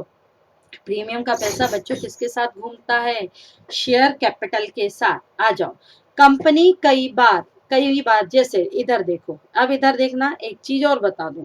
देखो कंपनी ने लोगों को इनवाइट किया, लोगों ने क्या दिया अभी मैंने बताया, लोगों ने पैसे दिए कंपनी को, क्यों पैसा पैसा करती है, हाँ लोगों ने क्या दिए मनी दी, एग्जैक्टली लोगों ने मनी दी और मनी के बदले में लोगों को क्या अलॉट हो गए, शेयर्स अलॉट हो गए। अब कहानी आते हैं राम की। राम ने कंपनी को एक एसेट बेचा, राम ने एक कंपनी को क्या बेचा, एसेट बेचा। कंपनी का एसेट बिल्डिंग बेची, बदले में कंपनी इसको कैश दे। कंपनी बोलती है रुक जा, तू मुझसे कैश ले लेगा और तुझे मेरी कंपनी के, जैसे ये एक्स कंपनी है, तुझे मेरी कंपनी के शेयर भी चाहिए, तो फिर मार्केट में मेरे से अप्रोच करेगा शेयर खरीदने के लिए। एक काम करते हैं, तू मुझे बिल्डिंग दे दे, बदले में मैं तेरे को क्या इशू कर देती हूँ, बदले में मैं आपको क्या इशू कर देती हूँ 10,000 शेयर इशू कर सकती हूँ। और इसने कहा 10,000 शेयर कितने के, तो बोलता है मेरी मार्केट, कंपनी बोलती है मेरी मार्केट में शेयर 125 का जाता है, तो मैं 125 का शेयर इशू कर सकती हूँ। तो बेटा मैं तो कंपनी की बुक में करने जा रही हूँ, कंपनी को बिल्डिंग मिली, तो एंट्री क्या करेगी कंपनी, बिल्डिंग एसेट है, asset account debit, asset account debit, payment किसको करना है, राम को। वो बात अलग है, राम को पेमेंट कैश में नहीं करना, राम को पेमेंट शेयर्स में करना है, ठीक है। तो ये बिल्डिंग कितने की हुई, राम बोल रहा है मैं तेरे को बिल्डिंग दे रहा हूँ, कंपनी बोलती है मैं बदले में 10,000 शेयर तेरे को इशू कर रही हूँ। अब बिल्डिंग की कीमत नहीं दी, अरे भैया बाटा सिस्टम में क्या होता है, बाटा सिस्टम में यही तो काम होता है, आपने बिल्डिंग दी और बदले में उससे शेयर दिए, तो बताओ बिल्डिंग की कीमत कितनी हो गई, बोलो बच्चों बिल्डिंग की कीमत कितनी हो गई, 2 3 4 12,50,000 रुपए बिल्डिंग की कीमत हो गई। जितने की शेयर्स इशू कर रहे हो उतने की कीमत हो गई। अब भाई राम को करो डेबिट, राम कितने से डेबिट हो जाएगा बच्चों, बोलो बोलो बोलो, राम कितने से बच्चों डेबिट हो जाएगा, 12,50,000 रुपए से राम डेबिट हो जाएगा, राम 12,50,000 से डेबिट हो जाएगा। टू आ जाएगा भाई इक्विटी शेयर कैपिटल। मैडम अब क्या करें, अरे भाई प्रीमियम दिख रहा है, कैपिटल में पैसा से फेस वैल्यू जाती है, तो 10,000 इंटू 10 तो बच्चा कितना आ जाएगा, 10 लाख। और बाकी का पैसा कहाँ चला जाएगा, सिक्योरिटी प्रीमियम रिजर्व। बेटा आप एग्जाम में पूरा लिखोगे। इसे कहते हैं share issue other than cash. बच्चों इसे कहा जाता है shares issue other than cash. क्या होता है shares issue other than cash? जब भी आप किसी भी पर्सन से जब भी आप किसी भी पर्सन से एसेट खरीदते हो, और जिस बंदे से एसेट खरीदते हो उसे कहते हैं वेंडर। देखो ये था राम, राम अपनी बिल्डिंग दे रहा था, कंपनी इसको अपने क्या इशू कर रही थी, कंपनी इसको अपने क्या इशू कर रही थी, शेयर्स इशू कर रही थी। कंपनी इसको अपने क्या इशू कर रही थी बच्चों, शेयर्स इशू कर रही थी। ठीक है, तो इसे कहा जाता है share issue other than cash. इसे कहा जाता है share issue other than cash, या in consideration shares issue in other than cash in consideration for consideration other than cash. ठीक, इस केस में भी शेयर पार पर भी इश्यू हो सकते हैं और प्रीमियम पर भी इश्यू हो सकते हैं। जैसे मेरे केस में शेयर कितने पे इश्यू हो रहे थे, प्रीमियम पर। तो भाई प्रीमियम का पैसा कहाँ गया, प्रीमियम का पैसा बच्चों कहाँ गया, प्रीमियम रिजर्व में। अब बच्चों एक आती हूँ इसी में कहानी में ट्विस्ट। मैं बोलती हूँ ये मेरा मोबाइल पता नहीं कितने का है, पता नहीं कितने का, लेकिन तुम मुझे 40,000 दे जाओ। तो तुमने ये मोबाइल कितने का हुआ, 40 का।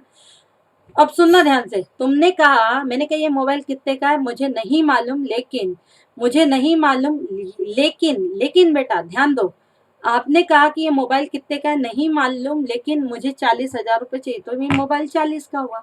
फिर तुम लोगों ने ये मार्केट में जाके पता लगाया कि अरे ये तो 37 का था, मैडम ने 40 दे दिया, मैडम ने बेवकूफ बना लिया। मैडम ने कोई बेवकूफ नहीं बनाया, दीपशिखा का था मोबाइल, तो उसकी वर्थ तो है ना गुडविल। Exactly exactly. जब आप किसी भी बंदे से कंसीडरेशन, जब आप किसी भी बंदे से क्या करते हो, कंसीडरेशन ज्यादा पे करते हो और एसेट कम लेते हो, तो उसे कहते हैं गुडविल। क्योंकि आप बेवकूफ तो नहीं हो कि 40,000 का देख के, 37,000 का देख के 40,000 मुझे दे जा रहे हैं। आपने कहीं ना कहीं बच्चों मेरे लिए क्या मार्केट में क्या दी है, गुडविल दी है। आपने मेरे लिए कहीं ना कहीं बच्चा गुडविल दी है। एग्जैक्टली अब इधर देखना ध्यान से, एक कंपनी है वो किसी बंदे से एसेट्स खरीदती है 5 लाख की, ठीक है, और साथ में उसकी लाइबिलिटियां भी खरीदती है 1 लाख की। अब बच्चों बताओ कंपनी को कितना पेमेंट करना चाहिए, 4 लाख। लेकिन बेटा इन ल्यू ऑफ कंसिडरेशन, ध्यान से सुनना, इन ल्यू ऑफ कंसिडरेशन कंपनी कितना पे ऑफ कर रही है, in lieu of consideration company, ध्यान देना कितना पे कर रही है, वो मार्कर बड़ा लंबा चल रहा है। In lieu of consideration company issue, ध्यान से सुनना, 3,500 शेयर इशू करी 125 पर। अरे भैया तुम्हें तुम्हें पेमेंट कितने का करना चाहिए था, बोलो तुम्हें पेमेंट कितने का करना चाहिए था, 4 लाख का पेमेंट करना चाहिए था। और आप पेमेंट कर कितना रहे हो, 3,500 शेयर इशू कर रहे हो 125 पे, 3,500 शेयर इशू कर रहे हो 125 पे, यानी कितना कर रहे हो भाई, 4,37,500 कर रहे हो। क्यों, आपको बेवकूफ पागल कुत्ते ने काटा है, बिल्कुल नहीं, आप उस एंटिटी का गुडविल उठा रहे हो। तो देखो एंट्री करने का तरीका, जब कंसिडरेशन क्लियर कट गिवन हो तो आप वेंडर को इतना ही पेमेंट करोगे, जब कंसिडरेशन गिवन हो तो आप वेंडर को इतना ही पेमेंट करोगे। अब देखना एंट्री क्या होगी, एसेट्स अकाउंट डेबिट, बिल्कुल बिल्कुल बच्चों एसेट अकाउंट डेबिट होगा। कितने की एसेट्स आप उठा के चले हो, कितने की आप एसेट उठा के चले हो, 5 लाख की आपने एसेट्स उठाई है। एसेट्स अकाउंट डेबिट टू लाइबिलिटियां, लाइबिलिटी भैया 1 लाख की उठाई है ना, तो भाई 5 महीने से एक वेंडर को 4 लाख देना चाहिए था, लेकिन आप वेंडर को कितना देने को तैयार हो, जिससे खरीदते हो उसको 437,500, 4 लाख की एसेट उठाई और देने चले हो 437,500। क्या कोई पागल हो क्या, नहीं पागल नहीं है, सामने वाले का बिजनेस टेक ओवर कर रहे हो तो सामने वाले की गुडविल उठाइए। तो बच्चों बैलेंसिंग फिगर जो आएगा वो आ जाएगा गुडविल, बैलेंसिंग फिगर आ जाएगा गुडविल अकाउंट डेबिट। कितने से हो जाएगा गुडविल अकाउंट डेबिट, 37,500 से। आ रहा है बच्चों समझ में, वेरी सिंपल। जहां पे आपका, ध्यान से सुनना, आपने इधर इधर देखना, एसेट्स कम ली हैं, बिजनेस एसेट्स क्या की हैं, कम ली है, ध्यान से सुनना, बिजनेस एसेट्स कम लिए और कंसिडरेशन ज्यादा पे किया है, यानी आपका नुकसान है, आपका नुकसान है। बिजनेस एसेट कम पे ली है और कंसिडरेशन ज्यादा दिया है, आपका नुकसान है। क्यों, बेवकूफ हरकतें क्यों की है, क्योंकि आपने पेमेंट गुडविल का किया है। इसका उल्टा भी होता है, मैंने एसेट खरीदी 5 लाख, लाइबिलिटी खरीदी 1 लाख, यानी 4 लाख का नेट एसेट खरीदा, लेकिन मैंने कंसिडरेशन में कितना दे रही हूँ, 380 दे रही हूँ।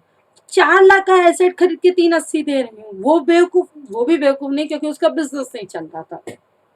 तो वहां हो जाएगा, पैसा जाएगा कैपिटल, प्रॉफिट हो गया ना आपको, तो बैठे बैठे बल्ले बल्ले, तो आपका हो जाएगा फायदा। फायदा जाएगा कहाँ पे, कैपिटल रिजर्व में। आपने बिजनेस एसेट्स ज्यादा उठाई और कंसिडरेशन आपने क्या दिया बेटा, कम दिया, तो वो पैसा कहाँ चला जाएगा हमारा बेटा, कैपिटल रिजर्व में। देखना कैसे, एक पर्सन है, जैसे company, company purchase asset ₹5 lakh, ध्यान से सुना, company purchase asset ₹5 lakh and liability ₹1 lakh in lieu of consideration. बिल्कुल इन ल्यू ऑफ कंसिडरेशन, स्लाइड में पूरा बना हुआ है, मैं फटाफट बता रही हूँ इसीलिए। In lieu of consideration company issue 3500 shares at the rate of 80 each. कुछ नहीं दिया, फेस वैल्यू क्या मान के चलोगे, डिस्काउंट पर तो शो हो नहीं सकता, फेस वैल्यू क्या मान के चलोगे, 10 रुपए, 10 रुपए और 70 रुपए। अब बच्चों इधर देखना ध्यान से, इधर देखना, एसेट अकाउंट डेबिट होगा, बिल्कुल बिल्कुल एसेट अकाउंट डेबिट हो जाएगा। एसेट अकाउंट कितने से डेबिट होगा मेरे प्यारे प्यारे बच्चों, एसेट अकाउंट कितने से डेबिट होगा, 5 लाख से। लाइबिलिटी अकाउंट क्या हो जाएगी, क्रेडिट हो जाएगी, कितने से हो जाएगी, 1 लाख से। अब भाई वेंडर तेरे को कितना देना है, 4 लाख देना है, नहीं, किसने का 4 लाख देना है, ये पेमेंट क्लियर किए मैंने ना, 3500 इंटू 80 रुपीज देना है। 3500 इंटू 80 रुपीज कितना होता है, 2,80,000। क्लियर बोल रहा है भाई, वेंडर बोल रहा है मुझे इतना चाहिए, मैं इतने में खुश हूँ। 3500 इंटू 80 रुपीज, अरे वाह अरे वाह, ये तो बड़ा ही फायदा हो गया।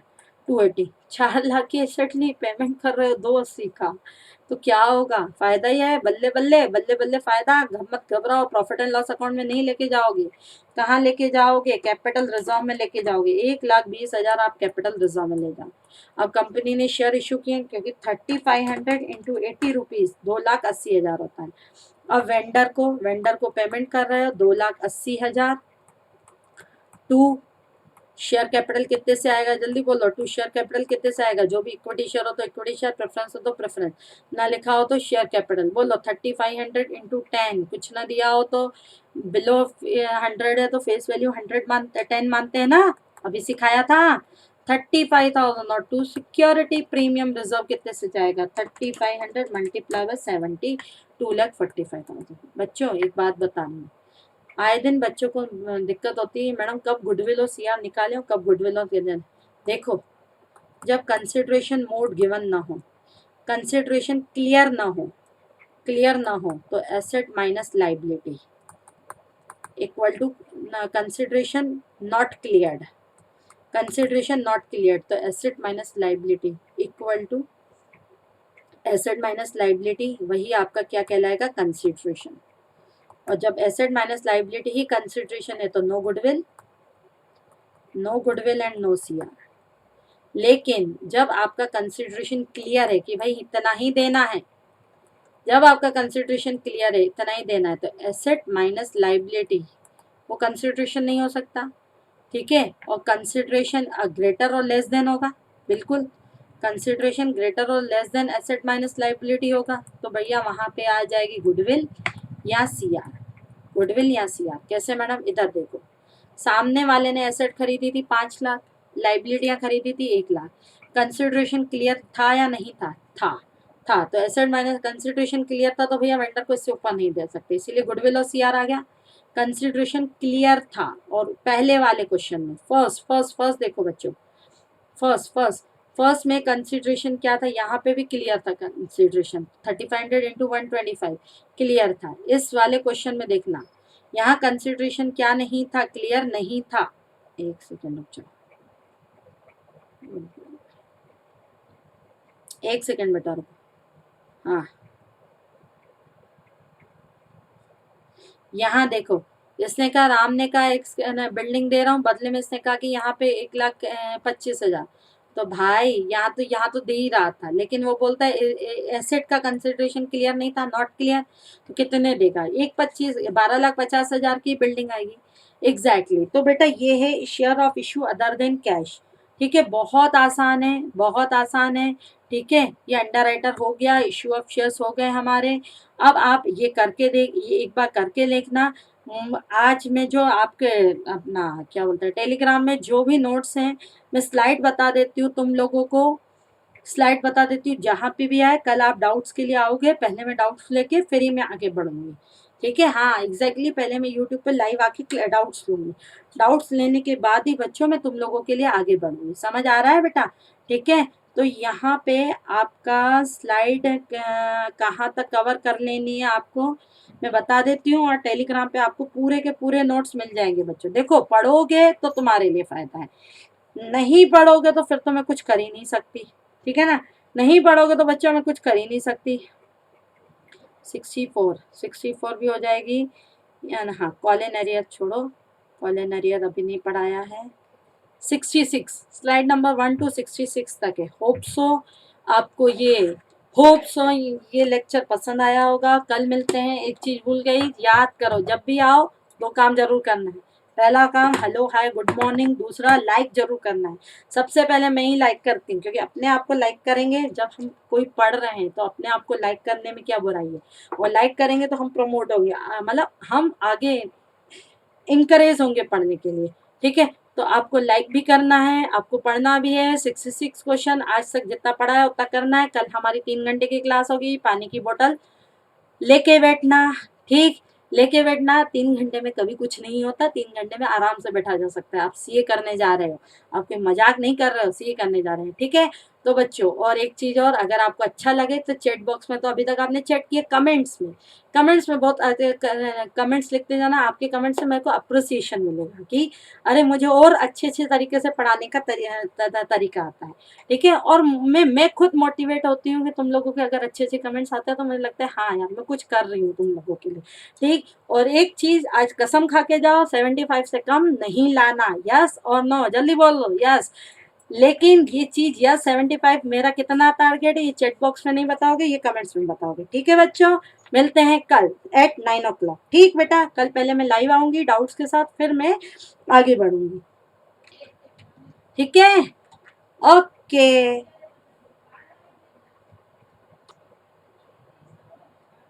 बाय।